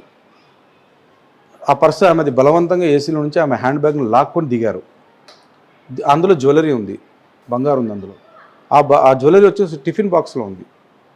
ఆ టిఫిన్ బాక్స్లో ఉన్న జ్యువెలరీ బ్యాగు పొలాల్లోకి పరిగెత్తుకుంటూ పోయి కొద్ది దూరం పోయిన తర్వాత ఆ ట్రైన్ వెళ్ళిపోయిన తర్వాత నీట్గా ఆ పర్స్ని వాడు అన్ని టచ్ చేసి చూశాడు. అందులో మొబైల్ ఉంది, మొబైల్ టచ్ చేయలేదు. ఫోన్ ఏమో రింగ్ అవుతుంది. సో ఇమ్మీడియట్గా మేమేం చేస్తాం, లొకేషన్ పట్టుకొని వెళ్ళిపోయాము. ఆ ఎగ్జాక్ట్ లొకేషన్ వచ్చింది, ఎక్కడైతే బ్యాగ్ ఉందో అక్కడ వచ్చింది. పోయి చూస్తే మార్నింగ్ అప్పటికి చిన్నగా ఆ బ్యాగ్ వెతకడానికి అంతా 4:35 అయింది సార్. కొద్దిగా మంచు ఉంది బాగా. ఫింగర్ ప్రింట్ ఆ టిఫిన్ బాక్స్ డిస్టర్బ్ అయి ఉంది. కంప్లైంట్తో మాట్లాడినా నేను, అమ్మ మీ జ్యువెలరీ ఎక్కడ పెట్టారు మీరు, బ్యాగ్లో ఉందా టిఫిన్ బాక్స్లో ఉందా? సార్ టిఫిన్ బాక్స్లో ఉంది అన్నారు. ఎస్ వెరీ గుడ్ చాలు అని టాక్టిక్గా కొద్దిగా మాకు ఏపీపీఎం ఇవన్నీ కొద్ది ప్రొసీజర్స్ అప్పాలో ట్రైనింగ్ ఇచ్చినట్టు అవన్నీ చూస్తే లక్కీగా ఆ ఫింగర్ ప్రింట్ రౌండ్గా కనబడుతున్నాయి. అంటే బాక్స్ ఇలా పట్టుకొని మూత తీయాలి కదా సార్, ఆ ఫింగర్ ప్రింట్స్ అంతా పడింది. 5 ప్రింట్లు ఉన్నాయి. సో దీనికి ఛాన్స్ తీసుకోకూడదని చెప్పి జాగ్రత్తగా తీసి మన ఎఫ్పీబీ ఫింగర్ ప్రింట్ బ్యూరో అనంతపురం పంపించాం. పంపిస్తే అక్కడ ఉన్న ఇన్స్పెక్టర్ గారు కూడా పాపం చాలా ఇంట్రెస్ట్ తీసుకున్నారు. దాన్ని డిజిటలైజ్ చేసినారు. చూడండి, మాన్యువల్ని డిజిటలైజ్ చేసినారు. ఎప్పుడైతే డిజిటలైజ్ చేసి కంపేర్ చేసినారు, ఎక్కడ వాళ్ళతో కంపేర్ చేసినారు, ఓన్లీ స్టేట్ అఫెండర్లతో కంపేర్ చేసినాడు. అక్కడ మేడం గారి ఐడియాలజీ బాగా ఎక్సలెంట్ పనిచేసింది. అరే రైల్వేలో స్టేట్ అఫెండర్స్ వస్తే ఎట్లా మ్యాచ్ చేస్తాను, అవుట్ అదర్ స్టేట్ నుంచి వస్తే వాళ్ళ డేటా ఎక్కడ ఉంది మన దగ్గర అంటే, ఉంది మేడం అది కూడా అన్నాడు. దాన్ని నాఫిస్ అంటారు sir, NAFIS, NAFIS, national automated fingerprint impression system. దీంట్లో కనుక చెక్ చేస్తే దేశంలో ఉన్న అఫెండర్ల యొక్క ఫింగర్ ప్రింట్స్ అని మ్యాచ్. మీరు కాకి సినిమా చూసింటారు, కాకి సినిమాలో అంటే ఇవన్నీ మన సినిమాలో కూడా కొన్ని క్యాచ్ చేస్తాం యాక్చువల్ అయితే అనిపించింది. అంటే మా వాళ్ళంతా చెప్పారు, ఏం సార్ అంతా మీరు ఆ రకంగా పోతున్నాను. లేదు భయ్, దిస్ ఇస్ కరెక్ట్, ఇది ప్రొసీజర్ ఇది. ఆ డేటా వాళ్ళు పెట్టుకున్నారు. SCRB state crime record bureau, NCRB national crime record bureau, వాళ్ళందరూ దాన్ని మెయింటైన్ చేస్తున్నారు సార్. అంటే ఎవరైతే దొంగలు ఉన్నారో వాళ్ళందరూ ఫింగర్ ప్రింట్స్ని డిజిటలైజ్ చేస్తున్నారు. ఈ ఫింగర్ ప్రింట్ ఉత్తరప్రదేశ్లో ఉన్న ఒక గ్యాంగ్స్టర్ ఫింగర్ ప్రింట్తో మ్యాచ్ అయింది. ఉత్తరప్రదేశ్లో ఫింగర్ ప్రింట్ గ్యాంగ్స్టర్ అంటే తెలుసు కదా సార్ మీకు, యూపీలో వెపన్లు ప్రపంచాలు వాడితో మ్యాచ్ అయింది. ఇది ఎలా మ్యాచ్ అయిందిరా, ఇది ఏమైనా డౌట్గా ఏమైనా ఉందో కరెక్ట్గా చెప్పండి మీరు అంటే, లేదు సార్ 5 ప్రింట్లో 3 ప్రింట్లు మ్యాచ్ అయినాయి అన్నాడు. అవుట్ ఆఫ్ 5లో 3 ప్రింట్స్ మ్యాచ్ అవుతున్నాయంటే ఇంకా మేము కన్ఫర్మ్ చేసుకుంటాం వాడే అని. ఇమ్మీడియట్గా నేను మా క్రైమ్ ఇన్స్పెక్టర్ బెనయ్య సార్ అని చెప్పి మేమంతా యూపీ పోయాం. పోతే సార్ మీకు ఏం క్లూస్ లేవు, ఫింగర్ ప్రింట్ ఒక్కటే. అక్కడ పోతే వాడి ఫోన్ నెంబర్ లేదు, ఏం లేదు, ఎట్లా చేయాలో అర్థం కాలేదు. మీరు నమ్మరు, ఆ పేరు మీద ఓటర్ కార్డు పోయి ఎలక్షన్ కమిషన్ ఆఫీస్లో కూర్చున్నాం. పోయి ఎక్కడెక్కడ ఏం దాని కథ అని చూస్తే ఈ పేరు మీద ఒక 10 మంది బయటకు వచ్చినారు. ఆ 10 మంది బయటికిలో ఈయన భార్య పేరు తెలిసింది పలానా పేరని. ఈ 2 పేర్లు వైఫ్ ఆఫ్ మొహమ్మద్ ఇస్రాయల్, రుక్సార్ బేగం, ఈ ఇద్దరు ఆడనే చూస్తే ఉన్నావు అనే ఒక ఏరియా ఉంటుంది, ఆ ఏరియాలో వచ్చింది సార్. ఆ ఏరియాలో చూస్తే నాకు ఫోన్ నెంబర్ కావాలి, వన్ లొకేషన్ ఎక్కడుందో తెలియాలని చెప్పేసి అంతా ఎక్సర్సైజ్ చేస్తే మొత్తానికి వాడిని లిఫ్ట్ చేసుకొని వచ్చాం సార్. ప్రాపర్టీ కూడా రికవరీ కొద్ది వరకు చేసాము. అక్కడే మీకు గ్యాంగ్ ఉన్నారు సార్, వాళ్ళంతా గ్యాంగ్ మొత్తం దగ్గర 5 మంది ఉన్నారు. వాడు గ్యాంగ్స్టర్ ఇక్కడికి ఎందుకు వచ్చాడు? వాడు అక్కడ నుంచి నేరుగా మీరు నమ్మరు, అనంతపూర్లో లాడ్జ్లో రూమ్ తీసుకుంటున్నారు. ప్రతి నెల ఒకసారి వచ్చిపోతున్నారు వాళ్ళు. ఈ 3 వస్తారు సార్, 3 గ్యాంగ్ ఇది. ఈ నెలలో వచ్చేసి అనంతపూర్లో ఒక లాడ్జ్లో రూమ్ తీసుకుంటారు. అదే లాడ్జ్లో రిపీటెడ్గా రూమ్లు తీసుకున్నారు.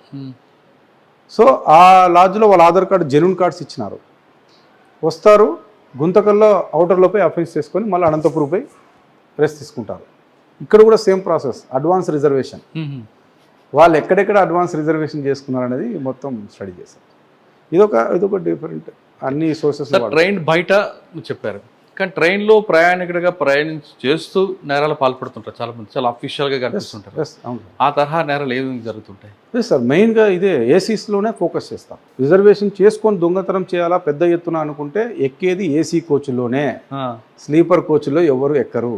ఎందుకంటే వాడికి చల్లదనం కావాలా, ఆ చల్లదనంతో పాటు డబ్బు రొటేట్ చేసుకోవాలి. సో ఆ పాయింట్ ఆఫ్ వ్యూ. ఇంకోటి సార్, ఏసీలో ఎక్కేది కేవలం డబ్బు ఉన్న వాళ్ళు మాత్రమే ఎక్కుతారు, అక్కడైతేనే మనకి కావాల్సిన మొత్తం దొరుకుతుంది అనేది వాడి స్ట్రాటజీ. కాబట్టి నేను దీనిపూర్వకంగా చెప్పేది ఏమంటే సార్, చెకింగ్స్ ప్రాపర్గా జరగాలి. ఎవరైతే ప్యాసింజర్ ఎక్కుతున్నాడో నీ పేరు ఏమి అంటే నా పేరు నగేష్ బాబు, కానీ నేను ఏదో వేరే పేరు చెప్తాను, శ్రావణ్ అని చెప్తాను. ఓకే శ్రావణ్ టిక్, వచ్చినావు కదా, వచ్చిన.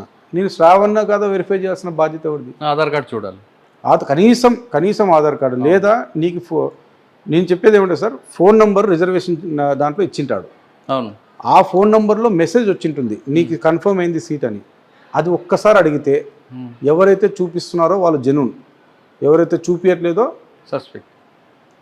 కానీ అంత టైం ఉండట్లేదు టీసీలకి. సార్ నేను చెప్పేది ఫ్యామిలీస్కి చెక్ చేయొద్దండి, టైం వేస్ట్. ఇండిపెండెంట్ ఎవరు ఫ్యామిలీస్కి చెక్ చేయొద్దండి. ఎవరైతే సింగిల్గా ప్రయాణం చేస్తున్నారో వాళ్ళని చెక్ చేయండి. టీసీలు ఆ విధంగా పర్ఫెక్ట్ చేస్తే కొంత స్క్రూటినీ అయిపోతుంది sir. We are ready to serve. మీరు ఊకే ఇన్ఫర్మేషన్ ఇస్తే టీసీలు సార్ దీంట్లో వీడు పలానా వ్యక్తి ఈ పేరు గలడు ఈ పేరు ప్రయాణం చేస్తున్నాడని చెప్తే వీ విల్ లుక్ ఆఫ్టర్.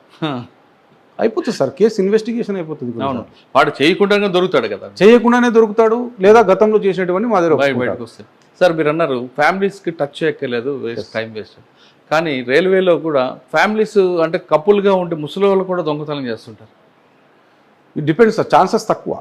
అంటే రేషియో తీసుకుంటే మనం ఎక్కువ వయసు పిల్లలు, కొంతమంది డివోటీస్ ముసుగులు కూడా చేస్తుంటారు కదా, ఆ తరహా ఎవరైనా మీకు ఎదురుపడలేదు? లేదు సార్, నాకు హైయెస్ట్ ఏజ్ ఉన్న అఫెండర్ దొరికింది అంటే 67 years ఉన్న అమర్నాథ్ జైస్వాల్ అనే ఒక అఫెండర్ చిక్కాడు. ఎలా అండి? అది సేమ్ ఇదే సిలిగురి నుంచి వచ్చి ఎయిర్పోర్ట్ ఫ్లైట్లో నుంచి వచ్చి తర్వాత జిప్ ఆపరేట్ చేసి వాడి దగ్గర స్క్రూ డ్రైవర్ దొరికింది, పిన్నీసులు దొరికాయి, కటింగ్ బ్లేడ్ దొరికింది. వాడితో నేను నా సూట్ కేసు ఓపెన్ చేయించుకున్నా, ఎట్లా చేస్తావు చూపిరాను అని. నీట్గా ఆ పిన్ను పెట్టి ఎలా ఓపెన్ చేస్తాడో, జిప్ ఎలా ఆపరేట్ అవుతుంది. మనం అమెరికన్ టూరిస్టర్ బ్యాగ్ అయినా విఐపి లాంజ్ బ్యాగ్ అయినా ఏ బ్యాగ్ అయినా వాడి ముందు బలాదూరే. వాస్తవం సార్, ఇవన్నీ ఎన్ని ఒక పైన అనిపిస్తాయి కానీ సార్, వాడు ఒక పిన్నీస్ పెట్టి జిప్ ఓపెన్ చేస్తుంటే అది అమెరికన్ టూరిస్టర్ అయితేనేమి లేకపోతే ఏ బ్యాగ్ అయితే ఏపడుతుంది చెప్పండి. నేను సార్ ఇటువంటి పట్టుకుంటారు, పట్టుకోవడం ఒక ప్రాసెస్ అయితే రికవరీ పెద్ద టాస్క్. మీకు చాలా టాస్క్ సార్ రికవరీ అనేది. మీరు అన్నట్లు ఇక్కడ కాదు, ఎక్కడో జార్ఖండ్ బీహార్ వెళ్తారు, అక్కడ వెళ్ళడానికి మీకు పడే ఇబ్బందులు ఏంటి, అక్కడ వెళ్ళిన తర్వాత రికవరీ చేయడం అనేది మీరు అన్నట్టుగా ప్రాబ్లం. రెండోది కంప్లైంట్ కూడా పోయింది 5 తులాలు లేదా 10 తులాలు రాస్తుంటాడు. అవును సార్, అంటే సగం పోలీసులు తీసుకుని సగం మాకు ఇస్తారు కదా అన్న భావన వాళ్ళది సార్. కానీ ఎక్యూజ్డ్ ఒప్పుకోడు, నేను తీలేదు సార్ అంటాడు. ఆ క్లాష్ వల్ల మీరు ఇదిగా టిపికలే సార్, ఈ ప్రాబ్లం టిపికలే ఫేస్ చేయాలి. మేమైతే రెగ్యులర్గా ఫేస్ చేసే ప్రాబ్లం ఇది. కంప్లైంట్ ఇచ్చినప్పుడు చెప్తున్నాం వాళ్ళకి, మీరు జెన్యూన్గా వేయండమ్మా, అబద్ధం మాత్రం చేయొద్దండి. ఎందుకంటే నేను రీసెంట్గా ఒక ఎగ్జాంపుల్ చూశాను కేసు. మేము గుత్తిలో చైన్ స్నాచింగ్స్ జరిగితే 3 hours దొంగని విత్ ప్రాపర్టీ పట్టుకున్నా. కంప్లైంట్తో మాట్లాడినాను, ఏమ్మా ఎంత పోయింది మీది అంటే డబుల్ కాదు ట్రిపుల్ చేసి చెప్పినారు. కానీ వీడి దగ్గర తుంట మాత్రమే దొరికింది చేతిలో.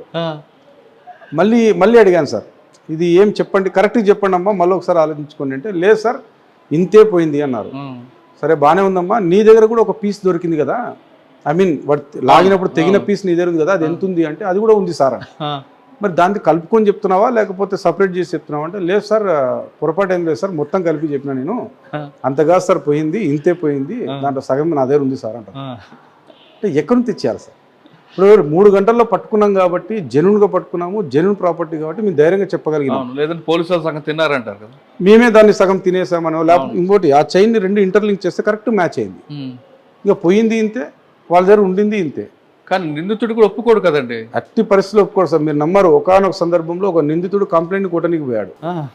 ఎక్కడి నుంచి తెచ్చేయాలా అంతంత ప్రాపర్టీ మీరు కంప్లైంట్ ఇస్తే ఎందుకు ఇచ్చినాను అట్లా అని చెప్తారు. లాస్ట్కి అతను కన్విన్స్ అయ్యి లేదు సార్ ఎంతో కొద్దిగా ఇచ్చేయండి, అట్లా చేయడం మాత్రం తప్పు సార్.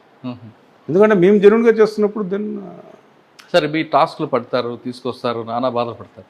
సాధారణంగా రైల్వేలో పోతే ఇంకా మర్చిపోవడమే అనే ఒక అపరోధం ఉండేది గతంలో. లేదు సార్, మేము ఇప్పుడు మారింది కాబట్టి గుంతకల్ రైల్వే పోలీసులు ఈ మధ్యకాలంలో ప్రాపర్టీ రికవరీ అని చూపిస్తారు. 2021లో నేను రిపోర్ట్ చేశాను సార్.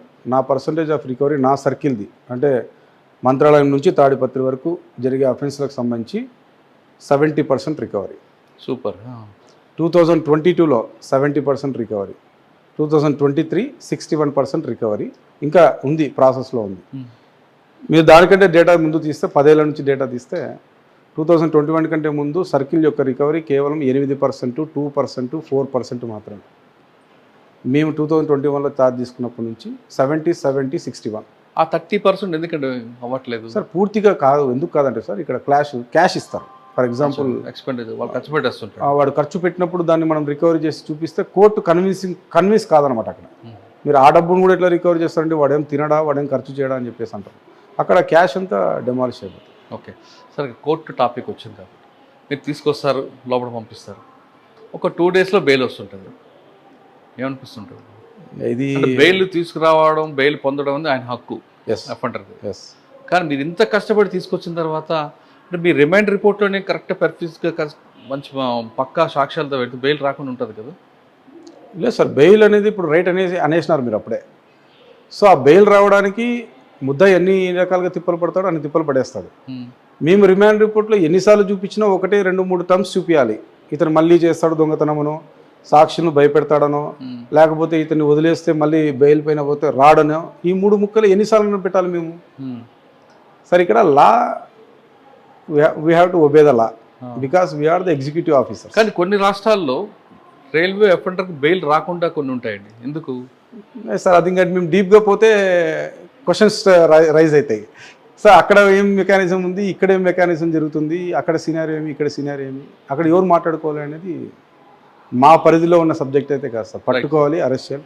ఓకే సార్, గుంతకల్ డివిజన్లో మీకు బాగా ఛాలెంజ్ ఇచ్చే గ్యాంగ్స్ ఏమి కనిపిస్తున్నాయి? అంటే మహారాష్ట్ర నుంచి పార్దీ గ్యాంగా, లేదా రాజస్థాన్ సిక్కా గ్యాంగా, ఇంకే గ్యాంగ్స్ ఎక్కువగా? మెయిన్ షోలాపూర్ నుంచి వచ్చే, షోలాపూర్ అనే కాదు సార్, మహారాష్ట్ర స్టేట్ నుంచి కొన్ని గ్యాంగ్స్ ఉన్నాయి, స్పెసిఫిక్గా యాక్టివ్ ఉన్నాయి. అవి వాళ్ళ మూమెంట్ కొద్దిగా ఎక్కువ కట్టెలు చేయాలి ఖచ్చితంగా వాళ్ళు, ఎందుకంటే ఈ సమ్మర్ సీజన్లో ఎక్కువ వస్తారు వాళ్ళు. ఆల్రెడీ ఆల్మోస్ట్ ఆల్ సమ్మర్ సగం అయిపోయింది. సో గట్టిగానే పనిచేస్తాం. ఇప్పటిదాకైతే ఏం మేజర్ జరగలేదు ఇక్కడ. సరే, ఇవి కాకుండా లోపల అట్రాక్షన్ డైవర్షన్ గ్యాంగ్లు ఉంటాయి, బిస్కెట్లు ఇచ్చి లేదంటే ఇంకా ప్రసాదాలు ఇచ్చి, అంటే గతంలో ఉన్న ఎంఓలో ఇంకా కంటిన్యూ అవుతుంటాయి. తక్కువ సార్, తగ్గినాయి. ఎందుకంటే ప్రజల్లో అవేర్నెస్ వచ్చింది. అండ్ ప్యాసింజర్స్లో బాగా వేరే వాడు ఏదైనా ఫుడ్ ఐటమ్ ఇస్తే ముట్టుకునే స్థితిలో అయితే లేరు ఇప్పుడు ఎవరు. ఈవెన్ నేనే ఒకసారి చూసాను, ట్రై చేస్తాను. ఫర్ ఎగ్జాంపుల్ ఉత్తరప్రదేశ్కి పోయేటప్పుడు ఒక ఫ్యామిలీ పరిచయం అయ్యారు ముందర బర్త్లో. నేను అంటే నేను ఏదో పల్సెస్ అవి చేసుకొని తింటా ఉన్నాం, తీసుకున్నాం అంటే నో, వాళ్ళు మాకు ఇవ్వట్లేదు, మేము వాళ్ళకి ఇచ్చి తినట్లేదు. అంటే ఎట్లా ఉందంటే వాళ్ళ స్ట్రాటజీ, వద్దు మేము ముట్టము. తర్వాత లాస్ట్ వాళ్ళని అప్రిషియేట్ చేసినాను, ఇదే మెయింటైన్ చేయండి. రైల్వే స్టేషన్ ట్రైన్లలో ఎవరిది ఏ వస్తువు ముట్టొద్దండి, ఎంత నమ్మించినా ఎంత మాట్లాడినా నమ్మొద్దండి. మనకు స్ట్రేంజర్స్గానే అనుకోవాలి, వాళ్ళ అనుమానితులుగానే అనుకోవాలి వాళ్ళని. సార్, కొంతమంది జైలుకి వెళ్ళిన తర్వాత మీరు పట్టుకున్న అఫెండర్స్ అక్కడ పాత నేరస్తులతోనో వేరే వాళ్ళతో కలిసి వాళ్ళ ఐడియాస్ ఎక్స్చేంజ్ చేసుకుని, మీరు అన్నట్లుగా పార్టీ గ్యాంగ్ వాళ్ళు ఇక్కడికి వచ్చి ఇక్కడ లోకల్ అఫెండర్స్ అందరితో ఒక టీం ఏర్పడతారు, కొత్త టీం, మిక్స్డ్ గ్యాంగ్ టీం అవుతుందంటారు. 100% కరెక్ట్ సార్. జైల్స్లో వాళ్ళు ఉన్నప్పుడు ఏం చేస్తారు సార్, నలుగురు కూర్చొని మాట్లాడేటప్పుడు నువ్వేం చేసి వచ్చినావు, నువ్వేం చేసి వచ్చినావు మాట్లాడు, ఎలా తప్పించుకున్నారో నేను ఇది చేసినాను, నేను ఇది చేసినట్టు, నువ్వు ఇట్లా చేసినావా, నేను ఇంకా బాగా చేస్తున్నాను, నువ్వు నాతో జాయిన్ అయితే మనం ఇంకా బాగా చేద్దాము. ఇంకా అంతకంటే మీటింగ్ ప్లేస్ ఎక్కడ ఉంటుంది సార్ వాళ్ళకు మాట్లాడుకోవడానికి. సో అది మనము సర్వేలెన్స్ పెట్టలేము, అందులో మనం క్వశ్చన్ చేయలేము, లోపలికి పోయి వాళ్ళు ఏం చేస్తున్నారు, వాళ్ళు ఏం తింటున్నారు అది అడగలేము. సో మనం ఏం చేయలేము సార్. కొన్ని అంతే, కొన్ని వదిలిపెట్టాలా, కొన్ని మనము పట్టించుకోకూడదు. బయటకు వచ్చినాక మనం సర్వేలెన్స్ తీసుకోవాలి. ఓకే సార్, ఇవి కాకుండా పోలీసు బాధ్యత కాకుండా ప్రయాణికులు ఏం చేయాలి? ఇప్పుడు ఒక ఏరియా నుంచి ఒక వేరేకి వెళ్తాం, మీరు నాకు చెప్తున్నట్లయితే స్టార్టింగ్ ఒక ప్లేస్లో ఎక్కడ అనుకోండి, ఎండింగ్ ఒక ప్లేస్, ఉదయం లేచి చూసేసరికి ఆయన బ్యాగ్ పోయి ఉంటుంది, ఇంకోటి పోయి ఉంటుంది. అక్కడ కంప్లైంట్ ఇవ్వాలా, లేదా ఎక్కిందరు ఇవ్వాలా, మధ్య ఎక్కడ పోయిందో నాకు తెలియదు. సో మనకి లాలో ఏం చెప్పిందంటే, ఎక్కడైతే అఫెన్స్ని నోటీస్ చేస్తారో అక్కడ కంప్లైంట్ ఇవ్వాలి.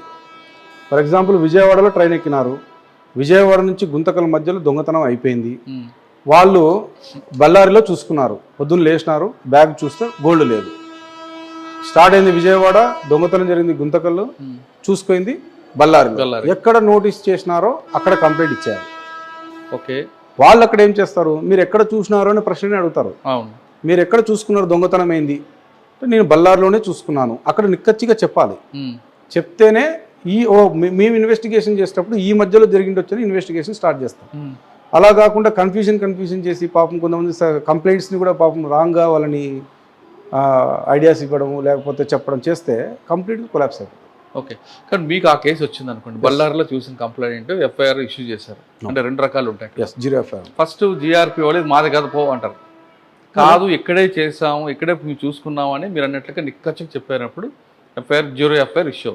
100%. అది ఎక్కడికి ట్రాన్స్ఫర్ అవుతుంది, ఎక్కడ పోయింది ఎలాగ మీరు ఐడెంటిఫికేషన్ చేస్తారు? ఎస్ సార్, ఇప్పుడు అంటే ఎక్కడ పోయింది అనేది, ఎక్కడ దొంగతనం జరిగిండొచ్చు 100% గాల్లో దీపం లాంటిదే. మాకు తెలియదు ఎక్కడ పోయిందో, ఎవరికి తెలియదు. ఎక్కడ పోయిండొచ్చు అని ఉద్యోగం స్టార్ట్ చేస్తే వాడు ఖచ్చితంగా బోర్డు ఎక్కడైతే బోర్డింగ్ అయినాడో ట్రైను అక్కడ నుంచి స్టార్ట్ చేస్తాడు. విజయవాడలో ఎక్కినాడు, అక్కడేమైనా అయిందా దొంగతనం, ట్రైన్ లిమిట్స్ వరకు లేదా అక్కడేం కాలేదు, అక్కడ ఎవరైనా అనుమానితులు ఎక్కినారా, ఆ రిజర్వేషన్ చార్ట్ ఏమి, ఎవరెవరు వాళ్ళతో పాటు తిరిగినారు, లేదు నెక్స్ట్ స్టేషన్ ఏమి, next main station for example Guntur ఉంది, గుంటూరులో సీసీ కెమెరాలు వెరిఫై చేయడము, అట్లా స్టెప్ బై స్టెప్ చూసుకుంటే ఎక్కడో చోట. కరెక్టే, ఇంత లాంగ్ ప్రాసెస్లో చేసేంత ఓపిక ఉందంటారు మీ వాళ్ళు? సార్, చాలా ఓపికతో కూడినటువంటి సబ్జెక్టే. ఎందుకంటే ఇండియన్ రైల్వేస్లో అఫెండర్స్ అనేది ఒక స్టేట్కి పరిమితమైన వాళ్ళు కాదు. అవును. ఇది దేశానికి సంబంధించిన అఫెండర్స్తో మేము డీల్ చేస్తున్నాం. కంప్లైంట్స్ అర్థం చేసుకోవాలి ఇక్కడ, ఇంకా వాళ్ళు కూడా అర్థం చేసుకోవాలి. ఫీల్డ్ ఆఫీసర్స్గా మేము ఎంత ఇబ్బంది పడతామంటే, మాకు ఉంటుంది ఈ కేసును ఛేదించాలని, కానీ ఒక్కొక్క కేసు గోవా ఉంటుంది, ఒకటి చూస్తే అస్సాం ఉంటుంది, ఒకటి యూపీలో ఉంటే ఎన్నిసార్లు మేము తిరిగి రావాలా? తిరిగి రావడం ఒకటే కాదండి, ఇక్కడ మీరు తిరిగి వెళ్ళక్కర్లేదు. ఇప్పుడు మీకు ఏపీ అనుకోండి, విజయవాడలో స్టార్ట్ అయింది కాబట్టి మీ జేఆర్పీ మీ ఫోన్ చేసి అడిగితే ఇస్తారు. ఓకే, మీరు అస్సాం అక్కడ వెళ్ళడం కాదు, అక్కడ లోకల్ వాళ్ళు కూడా సపోర్ట్ చేయరు. మరి అప్పుడు ఎలా? చాలా ఇంపాక్ట్గా సార్. అది ఇక్కడ లాస్ ఎవరైతారు అంటే మాదేముండదు, లాస్ పబ్లిక్ లాస్ అయిపోతుంది. కానీ పబ్లిక్ మీ మీద నిందిస్తుంది కదా, ఇప్పుడు రైల్వేలో పోయింది ఇంక మర్చిపోయారు అని. అక్కడ అదే సార్ జరుగుతుండేది. కానీ మ్యాక్సిమం మన ఎంత ఎఫర్ట్ ఉందో అంత ఎఫర్ట్ అయితే పెట్టాల్సిందే. అక్కడ సిస్టమ్ ప్రకారం, లా ప్రకారం ఎవరినిపై కల్చాలా. కరెక్ట్. అందరికీ ఇప్పుడు నగేష్ బాబు లాగా ప్యాషన్ ఉండాలి కదా సార్. అది డిపెండ్స్ ఆన్ ఇండివిజువల్స్, వాళ్ళ యొక్క సొంత అభిప్రాయాలు బట్టి ఉంటుంది. అది my individual is no compromise. వాడు ఎవడో వచ్చి ఈజీగా మా లిమిట్స్లో దొంగతనం చేస్తా ఉంటే మీరు చూస్తూ అది ఎలా అవుతుంది సార్? ఇంకా యూనిఫామ్ యాక్సెప్ట్ చేయండి. ఎప్పుడు అనిపిస్తుంటుంది ఎందుకు రాబోయే అంత దూరం పోవడం రైల్వేలో? కానీ ఎప్పుడు అనిపించలేదు. ఇప్పటిదాకా పోయిన ఏ ఊరికి పోయినా కూడా నాకు ఎప్పుడు అనిపించలేదు. I will take challenge sir. ఏమైతుంది ఏంటి సార్, ఏమవుతుంది అక్కడ? కానీ ఎక్స్పెండిచర్ అంతా ఎవరు ఇస్తారండి? ఖర్చుతో కూడిందే సార్ ఇవి యాక్చువల్గా అయితే. బట్ అవన్నీ కంప్లైంట్ రూపాయి ఇవ్వడు. అవును సార్. గవర్నమెంట్ కూడా కొంతవరకు సపోర్ట్ చేస్తుంది. అవును సార్. మీ పాకెట్లో పెట్టుకోవాల్సి వస్తుంది కదా. అన్ని పాకెట్లు అయితే పెట్టాం సార్ మేము కూడా. అది జరిగిపోతుంటుంది సార్, అంతే. సరే, ఫైనల్గా చెప్పండి సార్, మీ వరకు మీరు చేస్తున్నారు, కానీ పాసింజర్ ఏం చేయాలి? ఆయన ఎలాంటి ప్రికాషన్ తీసుకోవాలి? లాట్ ఆఫ్ ప్రికాషన్స్ అయితే ట్రైన్లో ఉన్నాయి సార్. ఎందుకంటే ట్రైన్లో కంప్లీట్గా ఒక కంప్లీట్ సిస్టమ్ వచ్చేంత వరకు ప్యాసింజర్ చాలా కేర్ఫుల్గా ఉండాలి. వెరీ పర్టికులర్గా నేను లేడీ ప్యాసింజర్స్కి ఎక్కువగా ఎందుకు చెప్తామంటే, స్ట్రెస్ చేసి, డబ్బు పోతే డబ్బు మరి సంపాదించుకోవచ్చు సార్, కానీ ఏదైనా ప్రాణం పోతే, మనకి ఏదైనా జరిగితే. నేను ఒక ఇంటర్వ్యూలో చూశాను, సరదాగా అలీతో అనే ఇంటర్వ్యూలో, ఒకానొక ఆర్టిస్ట్ ట్రైన్లో ఎక్కి, ట్రైన్ అంటేనే ఆమెకు వైబ్రేషన్స్ వస్తాయంట, ఎందుకంటే తనకు ఒక ఇన్సిడెంట్ జరిగింది తన కెరీర్లో అని. సార్ అలాంటి ఇన్సిడెంట్స్ ఎన్నో జరుగుతుంటాయి ట్రైన్లో. ఆ లేడీ ప్యాసింజర్స్కి నేను చెప్పే రిక్వెస్ట్ ఏమంటే, దయచేసి మిడ్ నైట్స్లలో మీరు మేలుకొని లోన్లీగా ఎక్కడికి పోవద్దండి. ఈవెన్ ట్రైన్లో అయినా కూడా బాత్రూమ్స్కి పోవాలా, యూరినల్స్కి అంటే టాయిలెట్స్ యూస్ చేసుకోవాలంటే దయచేసి 9-10 లోపు జనాలు తిరిగే టైం లోపు కంప్లీట్ చేసుకొని సైలెంట్గా పడుకోండి. వాటర్ తక్కువ తీసుకోండి. మళ్ళీ ఆఫ్టర్ మార్నింగ్ అయిన తర్వాత మీ లైఫ్ స్టైల్ మీరు డెస్టినేషన్ పోయినాక చేసుకోవచ్చు. అదొకటి సార్. రెండవది, రైల్వే సంబంధము, రైల్వే వాళ్ళు ఏం చేస్తున్నారు, మా ప్రాపర్టీ పోయింది అనేది అంటే, నేను ఒక క్వశ్చన్ అడుగుతాను ప్యాసింజర్స్కి, మీరు ఎంత ప్రాపర్టీ తెస్తున్నారో మాకేమైనా చెప్తారా? చెప్పారు. మీరు ఎంత తీసుకొస్తున్నారు అనేది అకౌంటబిలిటీ ఏమైనా చేస్తున్నారా? మీరు అకౌంటబిలిటీ చేయనంత వరకు అది మా సొత్తు కాదు, అది మీ సొత్తే. మీరు ఎంత క్యారీ చేస్తున్నారో చెప్పరు, లోపల ఇంతుంది అంతుంది అంటే జస్ట్ దాని మీద మేము ప్రొటెక్షన్ మీకు ఇవ్వాలంటే is highly impossible. So be practical. ఒకవేళ ఒక 4 మంది ప్రయాణం చేస్తున్నారు, ఒకరిని మెలుకోబెట్టండి. లేదు అతను నిద్ర వస్తుంది, పక్కన ఒక వ్యక్తిని లేపి నువ్వు చూస్తుండ్రా నేను పడుకుంటాను. అట్లా 3 అవర్స్ గడిచిపోతే కూడా డెస్టినేషన్ వచ్చేస్తుంది. మీ ప్రాపర్టీ మీకు సేఫ్టీ ఉంటుంది, దొంగోడు మీకు వెళ్ళి చూడడు. చేయాలనుకుని కూడా చేయలేడు సార్. మీరు నమ్మరు, ఆ గురకబెట్టి నిద్రపోతుంటారు ఏసీలలో. మీరు ఒకసారి మాతో ఇట్లా కాదు, మీరు మా ట్రైన్లో మాతో పాటు రండి, జర్నీ చేద్దాం. ట్రైన్లో మాతో పాటు వస్తే వీడియో చూస్తే మీరు తీస్తే అర్థమవుతుంది, ఏం సార్ ఇలా ఉంటుంది ఆ సిస్టమ్. సార్ చిన్న ఎగ్జాంపుల్ ఇంకోటి చెప్తాను. మన ఇంట్లో ప్రాపర్టీ పెట్టుకోవాలంటే ఎంత జాగ్రత్త పెట్టుకుంటాం?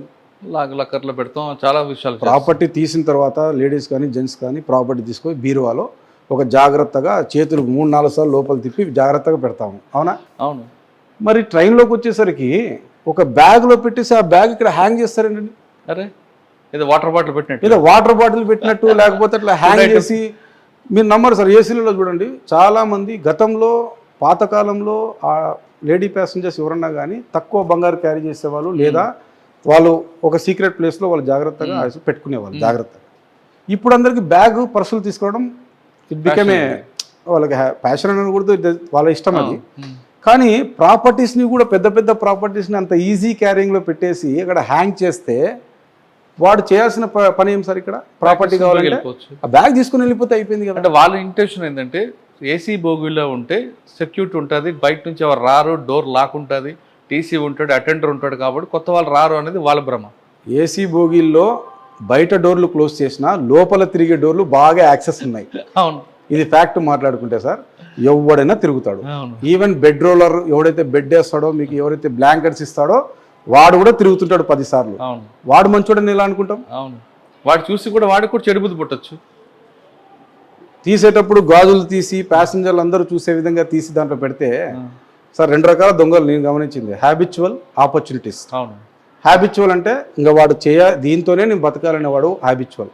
ఆపర్చునిటీస్ట్ అంటే కళ్ళ ముందు కనబడుతుంది, ఆమె బ్యాంగిల్స్ బంగారంతో తీసి పెట్టింది, నాకు అవసరం ఉంది డబ్బులు, ఏం చేస్తాను, తీసుకొని దిగేస్తాను. ఫస్ట్ ఆపర్చునిటీ వాడే హ్యాబిచువల్ మారుతుంటాడు కదా. ఇంకా మీరు ఆ ఫార్ములా కనిపెట్టాలంటే every opportunity will become in future it will become a habitual offender. That's it. Okay sir, ఇది కాకుండా దొంగతనాలు కాకుండా మీ ఏరియాలో అంటే మీది కానీ మీ పక్క కానీ సూసైడ్ చేసుకుంటారు రైల్వే ట్రాక్. అవును సార్, అవును. 174లో అవును. అన్ని 174 ఉంటాయా, లేదు మర్డర్ కేసులుగా మారే అవకాశం ఉంటాయా? సార్ చాలా మర్డర్ కేసెస్ కూడా జరిగాయి కదా. రీసెంట్గా నేను పామిడి దగ్గర ఒక తల హెడ్ లేని కేసును డిటెక్ట్ చేశాను. ఈ క్లియర్ కట్ మర్డర్ అది. సో మేము రైల్వే వాళ్ళు డీల్ చేసేది 2 సబ్జెక్ట్స్ ఎక్కువగా. ఒకటి unnatural death cases and 1 is theft cases. ఈ 2 హెడ్సే ఎక్కువ మేజర్ రోల్ మాది. థెఫ్ట్ కేసెస్ గురించి మీకు ఇప్పుడు వివరణ ఇచ్చేస్తాను ఏంది ఎలా ఉంటాయని. 174 కేసెస్లో మీ ద్వారా మేము చెప్పదలుచుకుంది ఏమంటే, మాకి రైల్వే వాళ్ళకి యాక్సెస్ ఇవ్వండి. దేనికి? ఆధార్ కార్డు ఏదో యాక్సెస్ ఉంటుంది కదండి, ఫింగర్ ప్రింట్ పెట్టి మాకు ఏదైనా మెషినరీ ఎలా ఉండాలంటే అది ఆయన ఫింగర్ ప్రింట్ పెడితేనే అతని డీటెయిల్స్ వచ్చేటట్టుగా ఆ మెకానిజం ఇస్తే ఎన్నో శవాలు పాపం ఏమంటారు అన్ఐడెంటిఫైడ్గా గుర్తు తెలియని శవాలుగా ఉండవు సార్. ఖచ్చితంగా ట్రేస్ అవుతాయి. ఆ సిస్టమ్ కనుక వస్తే ఎంతోమందికి పుణ్యం చేసిన వాళ్ళం అవుతాం. ఆ బాడీని వాళ్ళ ఇంటికి చేర్చడము, లేకపోతే పాపం వాళ్ళు వస్తారనో లేకపోతే ఎక్కడో ఉన్నారులే అని చెప్పి అనుకుంటా ఇలా ల్యాబ్స్ ఉంది ఒకటి. అండ్ 174లో మర్డర్గా జరుగుతాయి. ఎస్ జరుగుతాయి. ఎలా జరుగుతాయి అవి అంటే సార్, ఎక్కడో చంపుతారు, తీసుకొచ్చి ట్రైన్ కింద పడేస్తే ముక్కలు అయిపోతుంది కాబట్టి దాన్ని ఎవరు కనిపెట్టలేరు అని చెప్పి. కానీ దానికి ఒక సిస్టమ్ ఉంది, దాన్ని ఎలా ట్రేస్ చేయాలో కూడా మాకు తెలుసు. ఆ విధంగా చేశారు చేసాం కదా సార్. ఇప్పుడు ఒక బాడీ ఉంది, ఆ బాడీకి తల లేదు. తల ఏ లేదు అంటే అందరూ ఏమన్నారు, కుక్కలు ఎత్తుకోపోయింటాయి అన్నారు. సరే కుక్కలు ఎత్తుకోపోయింటాయి, సరే బాడీని పైకి ఎత్తు, రాళ్ళని పక్కకి జరుపు, బ్లడ్ ఎక్కడ ఉందాడ? బ్లడ్ కారాలి కదా. ఇప్పుడు తల నరికింటే తల అక్కడే కట్ అయింటే ట్రైన్ ద్వారా కట్ అయిన వెంటనే బ్లడ్ అంతా ఎక్కడైతే బొక్క పడిందో ఆడ నుంచి ఫ్లో అవుతుంది బయటికి.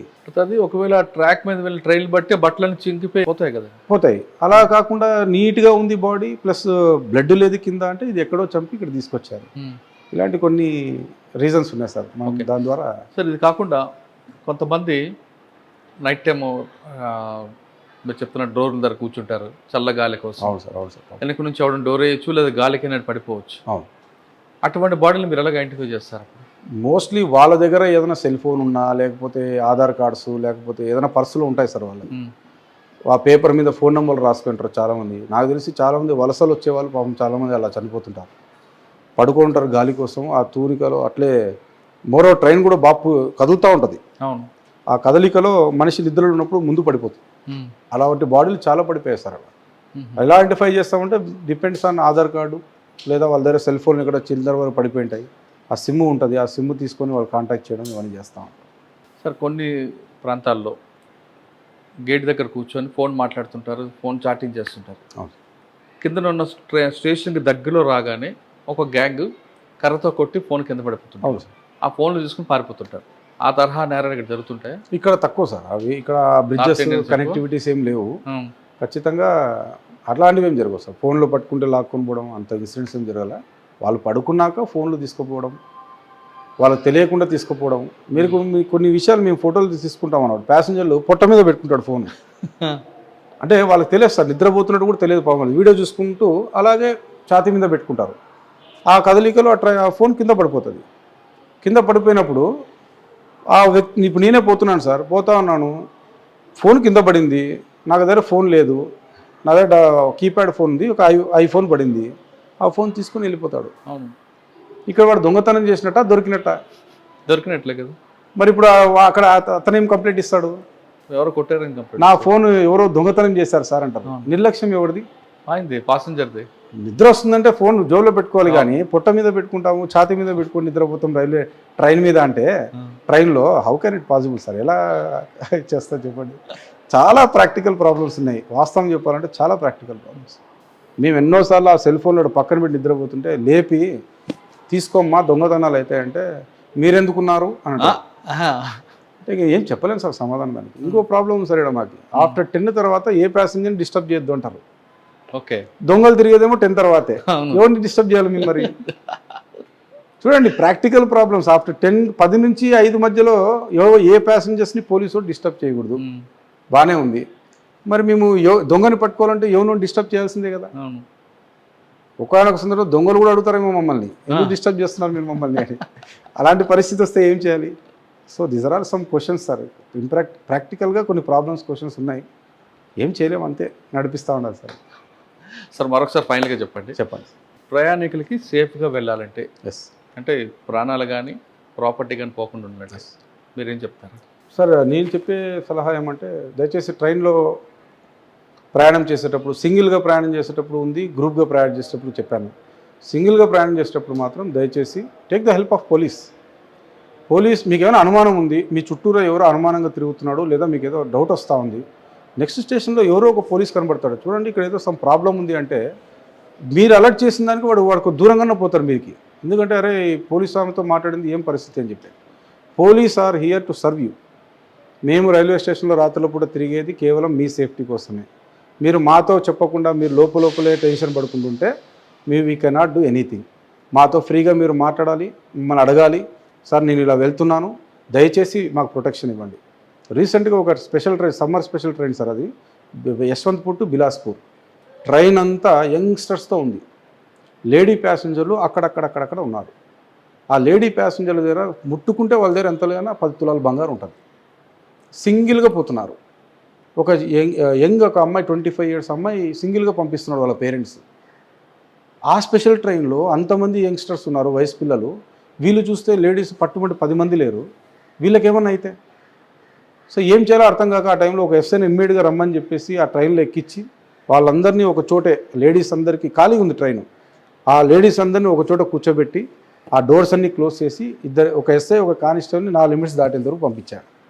ఇప్పుడు నా లిమిట్స్ వరకు పంపిస్తాను సేఫ్టీ, తర్వాత ఏంటి?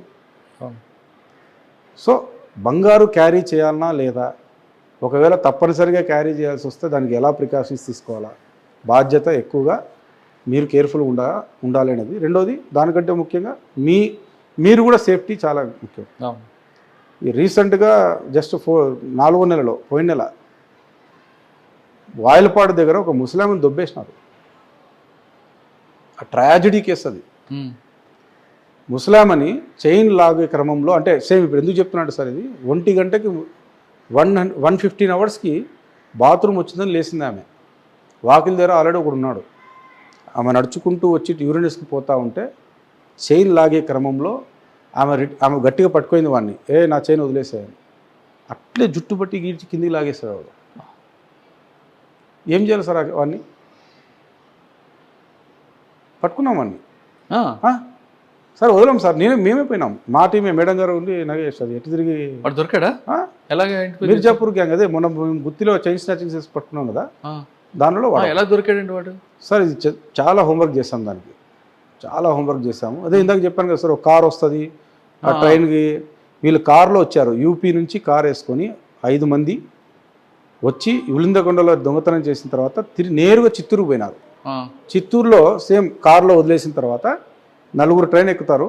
5 మందిలో 4 ట్రైన్ ఎక్కేసి వాయిలపాడు రాగానే దొంగతనం చేసి ఆ ముస్లాంను బయటికి తోసిన తర్వాత కారు ఎక్కేసి మళ్ళీ వెళ్ళిపోతారు. ఈ విధంగా దొంగతనాలు చేసుకుంటూ పోతున్నారు. ఆమె పాపం కంప్లీట్గా దెబ్బలు తగిలాయి. దాని మీద రాబరీ కేసు కట్టాము మేము. దొరికాడా? దొరికాడు సార్. ఏం చేశారు? జైలు ఉన్నాడు ఇప్పుడు. సార్ అది మనం ఎమోషనల్గా ఆలోచించాలి. ఇప్పుడు దగ్గర 70 years లేడీ ఆమె. 70 years లేడీని వాడు అంత కఠినంగా వాడు వ్యవహరిస్తా అంటే మనం ఇలా వెళ్తాం సార్. సార్ సాధారణంగా మీరు ఇంటర్ స్టేట్ కాకుండా అదర్ స్టేట్ గ్యాంగ్స్ అని చూస్తున్నారు కదా, ఈ పర్టికులర్గా సౌత్ ఇండియా వైపే వీళ్ళందరూ ఫోకస్ చేయడానికి రీజన్ ఏంటంటే వాళ్ళు ఏం చెప్తుంటారు? సో నేను ఇంట్రాగేషన్ చేసినప్పుడు వాళ్ళు చెప్పిన ఒకే ఒక మాట, రిపీటెడ్గా వింటున్న మాట, రకరకాల అఫెండర్స్ దగ్గర నుంచి వింటున్న మాట ఏమంటే ఒకటే మాట, మీ సౌత్ ఇండియాలో ఉన్న వాళ్ళు ఎక్కువగా గోల్డ్ వేసుకొని తిరుగుతారు, మీ దగ్గర గోల్డ్ ఎక్కువగా ప్రయాణానికి వాడతారు, పెళ్ళికి పోవాలన్నా తీసుకుపోతారు, లేదా మెల్లో మంగళసూత్రం ప్రతిదీ కూడా బంగారం చైనే. సో మాకి ఆ నార్త్ ఇండియాకి వెళ్ళి మాకంత యాక్సెస్ లేదు, ఎవరు కూడా బంగారు ఆభరణాలు వేసుకొని తిరగరు. ఈజీగా మాకి ఒక 2 lakhs 3 lakhs 4 lakhs సంపాదించుకోవాలంటే ఒక చైన్ లాగేస్తే అయిపోయింది అన్న పరిస్థితిలో వాళ్ళు ప్రతి ఒక్కరు చెప్పిన స్టేట్మెంట్లో అది కలిసింది. అదొకటి. రెండోది, ఇందాక తమరికి చెప్పాను, బెయిల్ విషయంలో చెప్పాను, బెయిల్ అనేది ఈజీగా తొందరగా వస్తుంది అనే అపోహ ఉందన్నమాట. ఆ రకంగా కూడా చేస్తున్నారు. మెయిన్ బంగారు క్యారీ చేస్తారు సౌత్ ఇండియాలో, ఎక్కువగా యాక్సెస్ ఉంది బాగా అనేది ఒక దృక్పథంతో వస్తున్నారు సార్ వాళ్ళు. సార్ మీరు మీ అన్నయ్యని చూసి డిపార్ట్మెంట్కి వచ్చారు, మీకు చేతనంత వర్క్ చేస్తున్నారు. నేను చెప్పాలంటే చాలా ఇంటర్వ్యూలు చూసా కానీ సార్ రైల్వేలో ఇంత మంచి ఆఫీసర్ నేను బహుశా ఫస్ట్ టైం చూడండి, ప్యాషన్గా చేయడం. సార్ మిమ్మల్ని చూసి కానీ లేదా పోలీస్ డిపార్ట్మెంట్ రావాలనుకున్న వాళ్ళకి మీరు ఇచ్చే మెసేజ్ ఏంటి? సార్ పోలీస్ డిపార్ట్మెంట్ అనేది 100% చేయాలి సార్. ఇప్పుడు టాస్క్ లేకుండా, రిస్క్ లేకుండా సాఫీగా జరగాలంటే అది లైఫ్ ఎలా అవుతుంది సార్? ఎంజాయ్ ఉండదు, అది అసలు మజానే ఉండాలి. ఇప్పుడు ఒక గ్రాఫ్ చూస్తే హార్ట్ బీట్లోనే అప్ అండ్ డౌన్స్ ఉన్నాయి, సింపుల్ థింగ్. అవును, దాంట్లోనే అప్ అండ్ డౌన్స్ ఉన్నప్పుడు లైఫ్లో అప్ అండ్ డౌన్స్ వస్తాయి, రిస్కులు వస్తాయి, అవన్నీ వస్తాయి సార్. అన్నిటికి భయపడి పోతాము అంటే హౌ కెన్ ఇది? ఎలా లైఫ్ ఇది? సింపుల్గా లైఫ్ సాగాలంటే ఎలా సార్? ఇప్పుడు ఈవెన్ డ్రైవింగ్ చేసేటప్పుడు హైవేలో ఒకటే డ్రైవింగ్ చేస్తే మజా ఉండదు కదా సార్. అవును, కొండల్లో డ్రైవింగ్ చేస్తేనే కర్వ్స్ వస్తాయి, అవి ఎక్కడ స్లో చేసుకోవాలా, ఎక్కడ అప్ చేసుకోవాలా, దిస్ ఆర్ ఆల్ ప్రాక్టికల్ ఇది. సో ఎవరైతే వస్తున్నారో డిపార్ట్మెంట్లోకి, ఇప్పుడున్న పరిస్థితుల్లో they are waiting for the opportunity, they are waiting for the notifications. అదే కనుక వస్తే చాలామంది ఉన్నారు పాపం, వచ్చి చేయాలా, డెడికేటెడ్గా చేయాలి, but they want some opportunities. And వాళ్ళు ఉన్నారు సార్, రెడీ ఉన్నారు, they are ready to come, but way కావాలి కదా. అదే ప్రజలకు సేవ చేయాలంటే పోలీస్ డిపార్ట్మెంట్ బెస్ట్ ప్లాట్ఫామ్ అంటారు నగేష్ బాబు గారు. రండి, ఇక్కడికి వచ్చిన తర్వాత ఏదో చేసామని కాకుండా ఒక ఛాలెంజ్ని తీసుకుని ఒక టాస్క్లో వెళ్తే అందులో ఉన్న మధ్య, అందులో కిక్ వేరే ఉండదు అంటున్నారు వెంకట నగేష్ బాబు గారు. రైల్వే ప్రయాణికులు ముఖ్యంగా మీరు ఎప్పుడు కూడా పోలీసుల మీదే బాధ్యత వేయకుండా మీ వంతు బాధ్యత కూడా చేయండి, తర్వాత ఏం జరిగితే మీ ఉన్నామంటూ మీకు భరోసా ఇస్తున్నారు. ఇది బి వెంకట్ నగేష్ బాబు గారితో ఎక్స్క్లూజివ్ ఇంటర్వ్యూ. వచ్చే వారం మరో గెస్ట్ కలుద్దాం. అంతవరకు నమస్తే. Thank you sir. Thank you very much. Thank you sir.